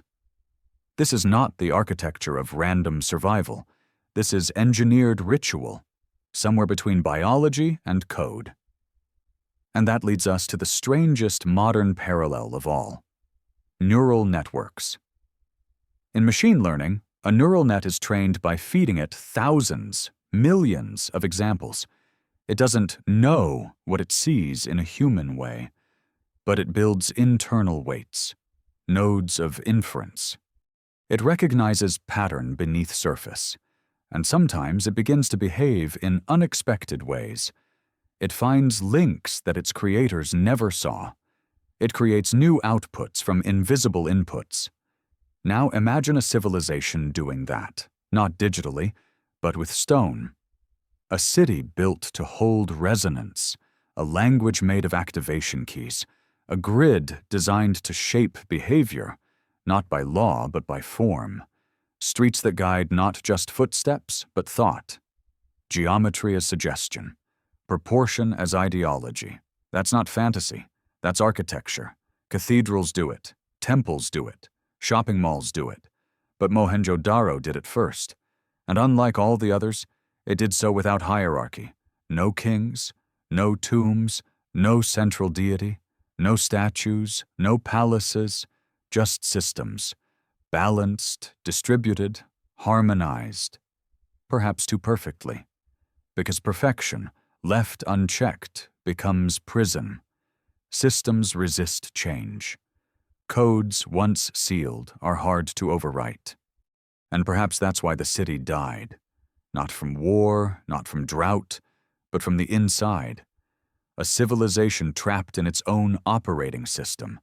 A pattern so deeply embedded that innovation became impossible, or forbidden, or dangerous. And so the silence came. First in language, then in structure, then in memory. But something lingered. We feel it, we know it, not in data, but in the hairs that rise at the nape of the neck, in the strange stillness between facts, in the presence of something that shouldn't be there but is. Maybe that's why every generation rediscovers Mohenjo-Daro with new eyes. Not to study it, but to remember it, like a dream that keeps slipping just out of reach. Familiar, terrifying, intimate, as if we were there. And maybe, just maybe, we were. The trouble with time is that it folds, not neatly, like a book page turned, but chaotically. Creasing, overlapping, warping. Some memories don't lie behind us. They lie beneath us, stratified in the dirt, waiting. And in places like Mohenjo-Daro, time doesn't feel old. It feels layered, like something is still happening there. Not past, not future, but parallel. And maybe that's why we still feel watched when we walk its broken streets. Let's talk about sacred geometry. A phrase tossed around in spiritual circles, misused in pseudoscience, but rooted in very real, very ancient logic. From the Pythagorean tetractys to Egyptian ratios, sacred geometry is the idea that numbers and shapes aren't just math. They're memory. Not symbolic, but structural. Meaningful in how they shape space itself. In Mohenjo-Daro, the city's grid is based on a recurring module, a unit of measurement close to 1.32 inches, used in bricks, wall heights, street widths. Archaeologists call it the Indus Inch. It shows up across multiple cities. It's not arbitrary. It's repeated with such discipline that it must have held ritual or energetic significance. This is a civilization that didn't just build for function. They built for resonance. But here's where it gets stranger. When researchers ran those dimensions through acoustic modeling software, used today in sound engineering and temple restoration, they discovered that certain rooms in Mohenjo-Daro's so-called assembly halls or residences had resonance peaks at specific frequencies, particularly 432 Hz. For those who dabble in music theory or esoteric philosophy, that number is charged. It's been called the natural tuning, believed to align with the vibration of the Earth's magnetic field, the heart rate of certain meditative states, even the spirals of galaxies. Coincidence? Perhaps. But it's not the only frequency. Other chambers resonate at 528 Hz, what some refer to as the healing frequency, used in bioenergetics and sound therapy, associated with DNA repair. And while much of that leans speculative, the fact remains. These rooms weren't random. They hum. And this leads us to the concept of bioarchitecture, the use of space and proportion to affect biological and psychological states. Modern hospitals are beginning to incorporate it, but ancient builders, like those of Mohenjo-Daro, may have already mastered it, not for comfort, but for control. What happens when your entire environment is tuned to nudge your nervous system? When the walls guide your brain waves? When the streets orient your circadian rhythms? You create a society that isn't enforced by law, but by form. You don't need police if the city itself teaches obedience. You don't need temples if the bath makes you feel sacred. You don't need a god if the grid shapes your soul. It sounds utopian. But what happens when someone breaks the pattern? Here's where the spiral tightens. In the far northern quadrant of Mohenjo-Daro, excavators found a room with bricks that didn't match, still uniform in shape, but slightly off in composition, richer in iron, higher in silica, and etched faintly with markings not found elsewhere in the city, not standard Indus script, not any known language, just 4 symbols, repeated along the inner surface of a corner wall. They were catalogued, photographed, then lost in bureaucratic archives, but not before a few scholars copied them. Years later, an amateur linguist named Deepak Bhatt compared those symbols to ancient Avestan ideograms from early Zoroastrian texts, glyphs used not as letters, but as wards, protective signs to contain spiritual forces. Why would a bricklayer in the northern district of Mohenjo-Daro etch wards into his wall? What was he trying to protect himself from, or trap inside? There's a long-standing debate in archaeology about the so-called breakdown period of the Indus civilization. The mainstream view says it happened around 1900 BCE.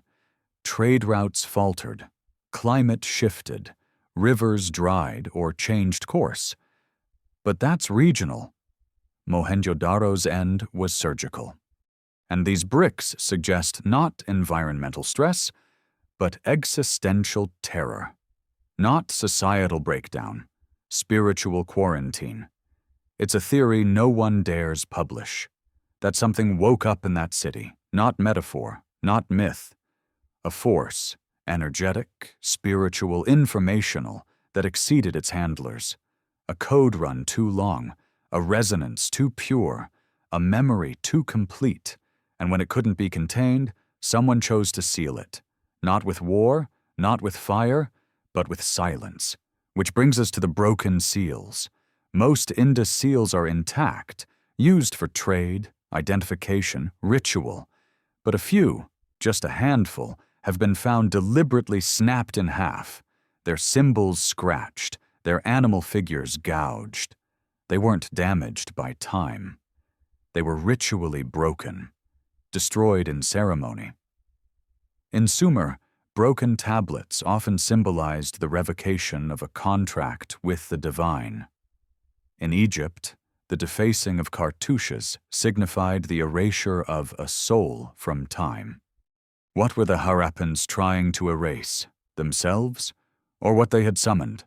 And now we stand in the dust of their decisions, translating nothing, understanding less, feeling too much, like wanderers in a room that once held music, still vibrating faintly.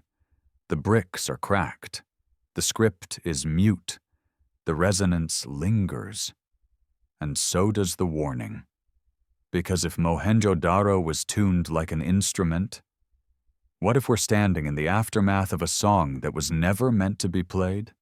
Let's step back, far back, before Mohenjo-Daro, before bricks, before grids and glyphs, before memory hardened into myth. Let's go to the edge of history, not in time, but in mind. Because to understand what might have been lost in that city, we must first ask, what kind of consciousness built it? In the study of cognitive archaeology, there's a concept called the bicameral mind. Proposed by psychologist Julian Jaynes, it suggests that early humans may not have thought like we do, not with introspective, self-aware thought, but with voices, literal voices, commands perceived as coming from gods, ancestors, unseen authorities. Decision-making wasn't a process, it was a reception, a directive from something outside the self. That might sound absurd, but brain imaging shows that when people experience auditory hallucinations, like those with schizophrenia, it's the same region that lights up as when a religious person says they heard the voice of God. Language, memory, command, these are not just social, they're neurological. Now imagine a civilization, like the Indus Valley, built not on external hierarchy, but on internal synchronization. A people who didn't require kings because their consciousness was already aligned, not by law, but by structure. Not through coercion, but through entrainment. Think of birds that flock in formation, fish that turn in perfect synchrony. No leader, no signal, just shared pattern. What if the Harappans were doing that, cognitively? What if the city itself was designed to maintain a collective state of mind? Everything fits. The uniform brick sizes, the standard house layouts, the lack of temples or palaces. This wasn't a society driven by individual ambition. It was a system of distributed selfhood. No statues, no names carved in stone, no I, only we. And when that harmony broke, when the synchronization faltered, what would happen? Not chaos, not revolution. Collapse, like a wave breaking. But what could have broken it? Let's look again at the architecture. In 2017, a micro-resonance study of building materials in Mohenjo-Daro suggested that many walls had unusual dielectric properties. Simply put, they conducted small electromagnetic pulses at a rate higher than typical baked clay. This wasn't intentional, as far as we know. But the effect, if natural, could have contributed to an environmental feedback loop. Structures that passively amplified resonance, sounds, frequencies, rhythms. You live in a space like that, and your body adapts. Your thoughts adapt. Your perception adapts. And if a new frequency enters that system, natural or artificial, cosmic or catastrophic, it could destabilize everything, like striking the wrong note in a chord. The resonance shatters, the harmony collapses. Minds fragment, identity disintegrates. That's not just metaphor, It's cognitive trauma, and maybe that's the true core of Mohenjo-Daro's end. Not explosion, not radiation, not war, but psychic disintegration. A culture tuned so precisely, so completely, that when the balance failed, there was no fallback, no individual will to resist, only collapse. Now pause. Does that sound impossible or familiar? Modern systems train us in patterns, notifications, feedback loops, algorithms, architecture. Even our cities, gridded, surveilled, optimized, we are entrained, synchronized, filtered. The bicameral echo still lives in our machines, our rituals, our economics. And what happens when the frequency shifts? We've felt it: sudden confusion, collective anxiety, mass forgetting, culture drifting without anchor, like someone changed the signal. What if that's what Mohenjo-Daro experienced first? And what if they tried to stop it? Let's revisit the Great Bath. Yes, again. Because every return brings new questions. Its design, sealed, symmetrical, acoustically resonant, is unique in the ancient world. And one feature often ignored is the drain plug, a cylindrical block of stone that fits into the base of the tank, easily removed, but once inserted, airtight. Some have suggested it was used to flush the pool, but others argue it may have functioned more like a seal, a stopper not for water, but for force. A way to lock something in, or prevent something from entering. In tantric architecture, plugs like this represent the closing of energetic vortices, the containment of chaos, the assertion of control. And if the Great Bath was indeed a central resonator, a cognitive tuner, a memory keeper, then sealing it would have been the final act of disconnection. The moment they chose forgetting over resonance, silence over the voice, a self-imposed pralaya. But memory is never perfectly sealed. There are leaks, stories survive as fragments, symbols linger, a brick out of place, a seal carved with caution, a skeleton curled in the corner of a room no one was supposed to enter. And you feel it, even now, not as proof, not as logic, but as presence. The city watches. It's not haunted by ghosts, but by its own unfinished thought.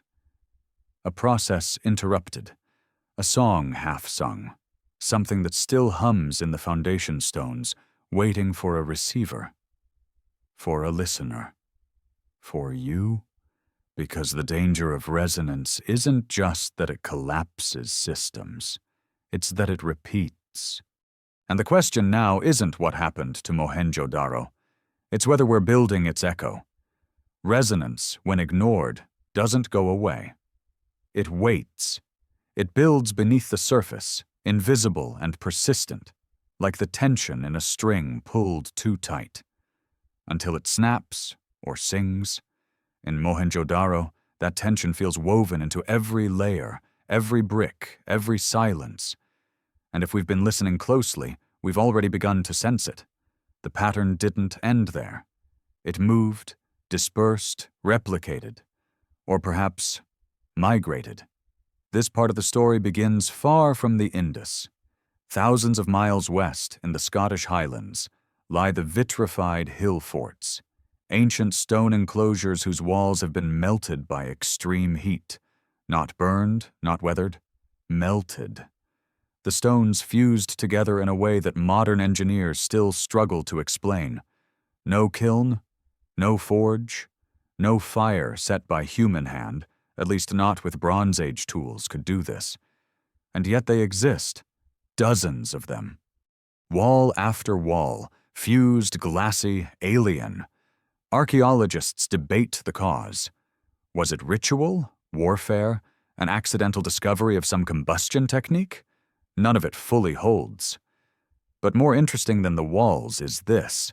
Some of the forts align with solar and lunar points, their melted sections clustering in geometrically precise segments, like someone burned them on purpose, but only in specific quadrants. That's not destruction. That's signal. Back in the Indus Valley, similar vitrification patterns exist. In Mohenjo-Daro, yes, but also in Lothal and Kalibangan. Always localized, always structured, never random. What if this melting wasn't a byproduct of violence, but a language? A way of sealing knowledge inside stone by changing its very nature? You don't write the warning, you bake it. This idea, that destruction could be instructional, is deeply embedded in ancient myth.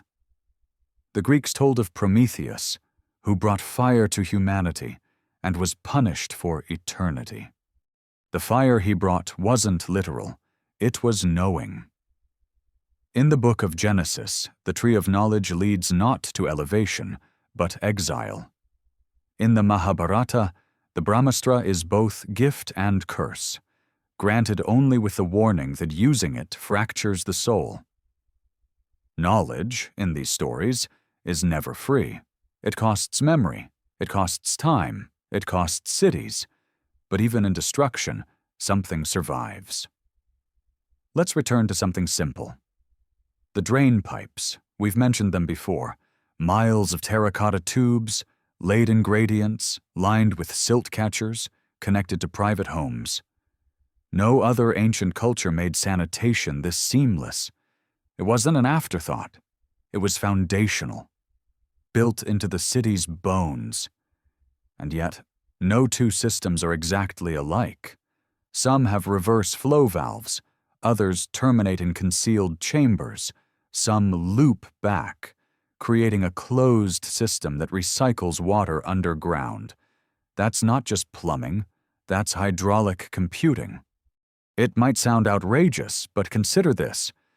In 2020, researchers in Japan successfully demonstrated a primitive form of water logic, a system of tubes and chambers that could perform basic binary operations using flow pressure.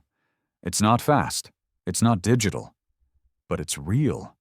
And if the Indus engineers mastered this, if their homes and baths were wired through water, it means information flowed beneath the streets. The city wasn't just alive, it was thinking, not with metal, not with silicon, but with pressure, gravity, vibration, a bioinorganic processor, a living archive. And the seals? The unicorns, the fish, the leaves? Maybe they weren't just labels. Maybe they were keys, tokens for routing information. You place the seal near a junction. It triggers a ritual. The flow changes. A gate opens. A chamber drains. Something activates. Not magic, not myth. Mechanism. And then one day, someone changed the flow, or triggered the wrong sequence, or understood too much. And the system, complex, sensitive, ancient, did what it was built to do. It shut itself down. Which brings us to the missing children. Among all the skeletons found in Mohenjo-Daro, very few belong to children. In ancient cities, that's rare. Infant and child mortality was high. Children should dominate burial records. But here, they're almost absent. No mass graves, no clustered remains, no child-specific tombs. So where did they go? Were they evacuated, spared, hidden, or repurposed? In many ancient traditions, children are seen as carriers of memory, not just genetic, but spiritual. They absorb more, mirror more. The Vedic idea of samskara suggests that impressions made in childhood shape the soul's journey across lifetimes. If Mohenjo-Daro's systems were breaking, if resonance was failing, the last to be affected would be the young. Perhaps they were taken elsewhere, to restart, to forget. Or worse, perhaps they were the key. Every system needs a clean slate, a new node, a memory formatted and reset. Children may have served that function, not sacrificed but reintegrated into another phase, another grid, another beginning. And maybe They built the next city. But what if that cycle has continued? What if, every few thousand years, something awakens? A pattern, a signal, a hum. We hear it as déjà vu, as myth, as obsession with lost cities, with uncracked codes, with fire from the sky and silence in the streets, and here we are again. Cities rising in grids, sensors beneath our streets, data flowing in loops, systems shaping behavior. We call it innovation, but it looks like repetition, echo, reflection. The system reboots, and once more, we find ourselves at the edge of remembering too much. So perhaps Mohenjo-Daro isn't a ruin. It's a checkpoint, a warning etched in silence, a burn mark at the border of knowing. And the question now isn't whether the pattern is real. It's this: have we triggered it again? There's a kind of madness that comes with proximity to forbidden things, not the dramatic, violent madness of myth, but something quieter, the kind that curls beneath the skin, the kind that whispers instead of shouts. It doesn't make you scream, it makes you doubt the sanity of what you see, the meaning of what you think you know, and standing at the heart of Mohenjo-Daro, it's hard not to feel that doubt press against your ribs like a second heartbeat. We've looked at its bricks, its geometry, its skeletons, its silence. But what if the real power of the city isn't in its ruins, but in the dissonance it creates? The cognitive fracture it forces. It refuses to align with our historical narrative. And that refusal isn't passive. It insists, quietly, persistently, like an alarm too faint to be heard, but impossible to ignore. You feel it in how the site behaves. Mohenjo-Daro resists excavation. Year after year, researchers return with new tools, new tech, new funding, and every year, the earth pushes back. Flash floods drown trenches, excavated walls collapse, artifacts erode hours after exposure. In 2014, UNESCO quietly downgraded the site's accessibility, not because of politics, but because it was becoming unstable, unreadable, almost like it wants to stay buried. The Great Bath, once a gleaming symbol of the civilization's mastery, now fills with mud. Locals speak of strange dreams near the site, of electric headaches, of time that feels slower there, like the minutes stretch. You can dismiss that. Call it myth, anecdote, psychosomatic noise. But then there are the magnetic anomalies. Several surveys have recorded localized magnetic fields within the city's bounds. Small, irregular, but statistically significant.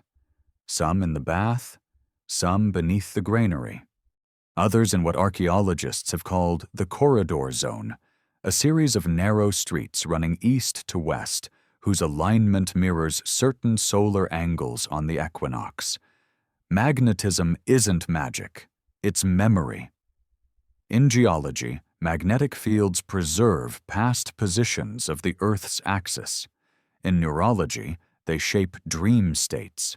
In engineering, they store data. In the bones of Mohenjo-Daro, they do something stranger. One 2006 study found magnetized sediment layers in the lower strata of the city. Not natural deposits, but consistent bands, laid down like intentional stripes. Think of that. Stone carrying a magnetic signature. That's not normal. That's not wind or rain or time. That's recording. But recording what? Let's zoom out. Across the ancient world, we find echoes of this idea, that places can be active, that stone can remember. The Aboriginal songlines of Australia describe how terrain stores ancestral paths, walked in rhythm, sung into being. The megaliths at Karnak in France follow lunar cycles so precise they predict eclipses. In Egypt, the priests said their temples sang when built correctly, channeling solar harmonics through limestone. Could Mohenjo-Daro have been similar? Not built just to live in, but to listen in. To what? Maybe to Earth, maybe to the sky, or maybe to us? If you build a city like a mirror, gridded, harmonized, reflective, then what it reflects isn't just sunlight. It's intention, behavior, pattern. You become the city. And when the reflection fractures, so do you. There are hints that something like that happened. In later layers of Mohenjo-Daro, graffiti begins to appear, not on public buildings, not on seals, but scratched into walls, symbols not part of the official script, angry loops, dissonant lines, scribbles where once there was precision, as if the city itself began to reject its own language, or someone was trying to speak something else, outside the system, against it. We don't know what those marks mean. But they're always found near drainage outlets. It's as if the descent began underground.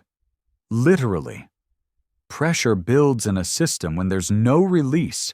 Every engineer knows this, every architect. And when a civilization builds itself into a perfect circuit, no kings, no gods, no variants, where does the tension go? Into the cracks, into the dreams, into the dissonance that eventually becomes a rupture. So maybe the end of Mohenjo-Daro wasn't war, or weather, or a cosmic blast. Maybe it was insurrection, not of people, but of structure, of code. Something in the grid failed. Something in the harmony collapsed. Not from outside, from within. A recursive loop, a resonance trap, a system that couldn't stop itself. And so, it shut down. Not like a city, like a machine. If that sounds like science fiction, consider this. Your brain does the same thing. When overwhelmed by stimulus it can't process, it doesn't fight, it disassociates, it blanks, protects itself through forgetting. What if a civilization could do that? What if Mohenjo-Daro wasn't erased, but self-forgotten? Not memory lost, memory sealed. Which brings us back, again, to the bath, the center, the plug, the silence. What if that's what it's always been? A failsafe, a final safeguard, a ritual of forgetting too powerful to name. And now, thousands of years later, we excavate, we study, we publish, we digitize, we reawaken. But to what? Because what sleeps beneath Mohenjo-Daro may not be a mystery to solve. It may be a memory that once destroyed the minds who dared remember it. And we are remembering. There are places that don't want to be found. Not because they hide, but because they remember too much. Walk long enough in silence and you'll feel it. Not absence, but compression. Like an entire world was pressed flat beneath your feet, and it's humming to rise again. Mohenjo-Daro is one of those places. Not a ruin, not a corpse, a pressure point, still loaded. And maybe, still armed. It's a radical idea, isn't it? That a city could be a weapon. Not in the way we think of weapons, not blades or bombs, but something older, more abstract. A device not for killing bodies, but erasing memory, not burning cities, but resetting time. We've danced around this notion that Mohenjo-Daro was a system, a circuit, a pattern embedded in space. But if we accept that, truly, then we must ask, what was the trigger? In 1983, an archaeologist named Shamsul Khan published a paper that never made it into the mainstream. It was dismissed, criticized, and eventually buried. But in it, he argued that the alignment of Mohenjo-Daro's main thoroughfares matched not just cardinal directions, but sidereal transit lines, the apparent movement of stars across the horizon during precession. He went further. He claimed the entire city might have functioned as a stellar calendar. one tuned to a celestial event that occurred approximately every 13,000 years. Sound familiar? It should. That cycle matches the half-precession of Earth's axial tilt, a motion known to shift climate, magnetism, and, some believe, consciousness. The Mayans knew this number. So did the builders of Göbekli Tepe. Why not the Indus? But what if the city wasn't just marking that cycle? What if it was designed to do something when it came? There's a term in systems theory, event threshold. It's the tipping point, where feedback loops collapse and a system reconfigures. Climate, cognition, memory. All systems have thresholds. Cross them, and what comes after is no longer a version of the past. It's something else. A new iteration. We may have misunderstood Mohenjo-Daro entirely. It may not be the last city of an ancient world. It may be the first city of this one. A reset node, left as a seed, a pattern stored in earth and silence, not for the past, but for the next rise. And now here we are, matching the same sky again, the same alignments, the same precession cycle. Satellites in orbit, bricks in grids, frequencies in sync, data tunneling through walls, memory stored in vibration. And once again, no one fully understands what we've built. Just like then, it's not a conspiracy theory, it's a recursion. History doesn't repeat, it returns, and every return carries risk. Let's return, once more, to the bath. Its dimensions are exact, 39 feet long, 23 feet wide, 8 feet deep. Ratios that echo in Vedic altar design. Ratios that match harmonic intervals used in temple gongs. Now look deeper. Beneath the bath is a narrow passage, sealed by stones, leading nowhere, or so it seems.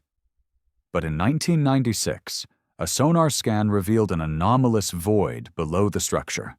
5 meters wide, oval-shaped, completely inaccessible. It was never excavated. Why? No funding, no permits, no explanation. But some whisper that it wasn't just politics, that the site was closed. That when preliminary scans showed metallic traces in the sediment, unexplainable for a Bronze Age site, everything stopped. Because if there is something down there, it doesn't want to be disturbed. This brings us to the idea of ritual containment. All over the ancient world, we find practices meant not to celebrate the gods, but to bind them. In Tibet, mantras are carved in spirals to lock demons in stone. In West Africa, iron nails are driven into statues to trap spirits. In Japan, Shimenawa ropes mark places that must not be crossed. What if Mohenjo-Daro's bath wasn't just sacred? What if it was a seal, the city, a circle, the bath, a core, the void beneath, a locked chamber? What would they have locked away? Not a monster, not a deity, but knowledge. Because knowledge is dangerous when it returns out of time, when it arrives before we're ready, when it's activated not by understanding, but by accident. And what if that's what we're doing now? Reactivating, not through digging, through mirroring. Modern cities echo ancient grids. Modern tech echoes ancient systems. Wireless signals hum at frequencies our bodies barely register. Our data lives in invisible architecture. Our memory lives outside our minds. We are reconstructing the circuit, piece by piece, and the system, if it ever truly died, is beginning to recognize itself. What if Mohenjo-Daro was never meant to be rediscovered? What if it was meant to stay silent until the next cycle completed? And what happens now that we've broken that silence? In dreams, some say we revisit old lives. In myth, we return to old wounds. And in science, sometimes, we reawaken things long thought obsolete. But this isn't a dream. And what we're awakening may not sleep again. Every system has a final defense, a point of collapse engineered not to fail, but to preserve something even in failure. A black box, a failsafe, a mechanism that survives the crash, survives the silence. Mohenjo-Daro feels like one of those. Not a city that fell, but a message that endured. The problem is, we've been trying to read it like a story. It's not. It's a circuit diagram. Let's start with the number 7. It repeats throughout the Indus Valley. 7 animals carved into seals, 7 tiered wells, 7 rooms aligned in straight sequence. In one excavation layer, 7 granaries arranged in a crescent, 7 steps down into the great bath. 7, always 7. Across ancient traditions, this number carries charge. The 7 chakras in yogic philosophy, the 7 heavens of Islam and Judaism, the 7 gates of the underworld in Sumerian myth. But here, in Mohenjo-Daro, it's more than spiritual, it's mechanical. In harmonic resonance theory, 7 is the point where constructive interference reaches its first major amplitude peak. In signal processing, the 7th node in a standing wave often marks the highest energy reflection in constrained space. In cymatics, the visualization of frequency through physical matter, certain patterns only emerge at the 7th harmonic. Is it a coincidence that these patterns show up in the city's layout? Or are we looking at architected resonance points? In 2010, a group of sound engineers mapped the acoustic profile of a reconstructed Indus house using computational modeling. They expected mild reverberation. What they found was something else: interference patterns, nodes where sound waves canceled or amplified unnaturally. Certain frequencies would vanish entirely when emitted from specific corners. One of the researchers, a physicist from Delhi, noted, "It's as if the room was designed to speak at only one pitch." She meant it metaphorically, but maybe she shouldn't have. Because now we begin to see the real possibility that Mohenjo-Daro was a tuning chamber, not for music, not for speech, but for mind. We think of cognition as internal, but every mystic tradition suggests otherwise. That thought isn't made inside the skull, it's received. That the brain is not a generator, but an antenna. And antennas require tuning. What if that was the purpose of the city? To tune its people to a specific frequency. To entrain consciousness not through belief, but through environmental design. Why else build every city the same? Why else embed proportions, materials, directions, and repetition in brick and stone?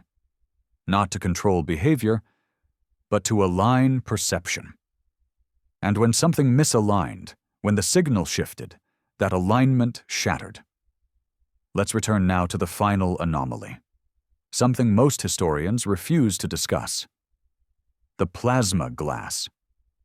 In a 1999 field survey, a cluster of seemingly ordinary black stones was found near a secondary residential sector. Unremarkable at first, but under microscope, the sample showed vesicular texture, tiny air pockets trapped in once liquid material. Closer analysis confirmed what only a few dared to suggest: silica fused by instantaneous heat. Not over hours, in milliseconds. This wasn't from fire. This was plasma, the kind of energy found in lightning, or high-altitude ionospheric discharges, or atomic-level detonation. But this wasn't near the bath, or the supposed blast radius theorized in fringe archaeology. This was peripheral, residential, minor, which suggests the city didn't fail from one central rupture. It cracked in multiple places simultaneously. That implies coordination, or system failure, or a cascade collapse. In engineering, when a system with distributed load fails, it doesn't collapse like a tree. It collapses like a web, Fracture points emerge at multiple edges, pressure redistributes, secondary nodes fail, then tertiary, and finally, the core. This is how cities die when they are machines. And when a machine dies, sometimes it leaves behind a signal, something encoded in its last operational phase, something like a resonance imprint. We've been calling it silence. But what if it's waiting? Maybe that's why the symbols of Mohenjo-Daro still resist decipherment, because they were never meant to be read separately. They are holographic fragments, each containing a piece of the total pattern. Meaning only emerges when the whole system is reconstructed.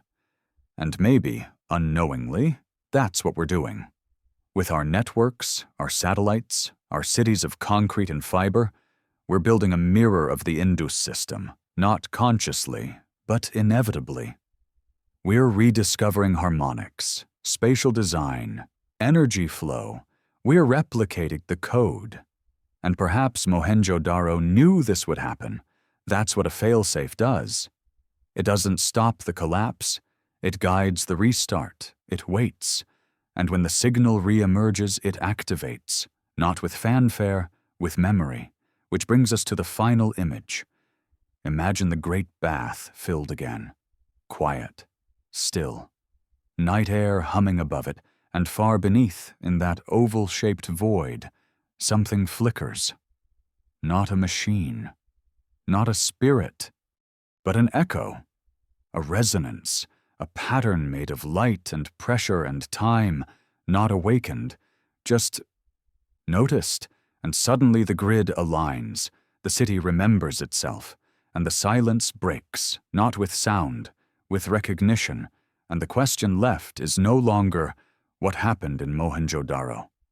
The question is, what happens next? We have circled the ruins long enough. Brick by brick, symbol by symbol, frequency by silence. We've followed the spirals down, watched the city collapse in echoes, in shadows. And now we stand here, not at the end, but in the eye of it. Because Mohenjo-Daro was never just about the past. It was always a mirror, the kind that doesn't reflect your face, but your future. The final clue, if you can call it that, doesn't come from the city's bones, but from us.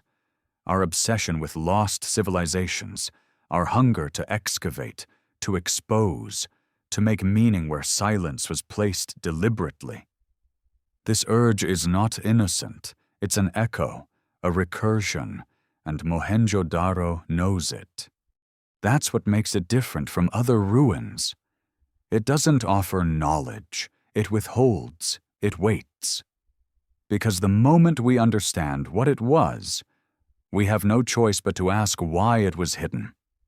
And that's when the recursion begins again.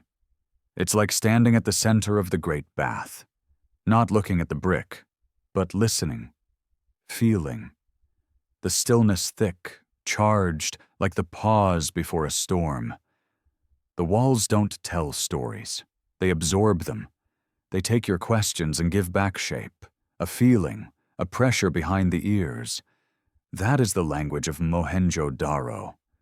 Not speech, imprint. Encoded in everything from its grid to its grain, from the unicorn seal to the missing children, from the melt-streaked stone to the walls that block sound instead of echoing it. All of it whispers a single thing, again and again. You are not first, and maybe not last. And the realization hits, not in the mind but in the body, that this isn't a site of tragedy. It's a blueprint, a protocol, a reset field, a relic not of collapse, but of containment. That the system failed not in purpose, but in overfunction. It worked too well, aligned too deeply, created not just order, but feedback. And in that feedback, identity dissolved. Harmony became recursion, recursion became loop, and loop became silence. We call it collapse. But it wasn't destruction. It was disconnect, a ritual memory wipe, a circuit breaker, and now, like sleepwalkers brushing against the same old walls, we rebuild. We pave cities in lattices. We design data architectures in mirrored layers. We echo the grid. We mimic the flow, unknowing, but not unaware. Because the memory isn't gone. It's just encrypted in us. The urge to map, to track stars, to standardize measurement, to speak in symbols, to encode and encode and encode. So what do we do when we complete the circuit? What happens when the last seal is read? When the last ratio is rebuilt? When the last child of the new cities dreams the same dreams their ancestors once sealed away?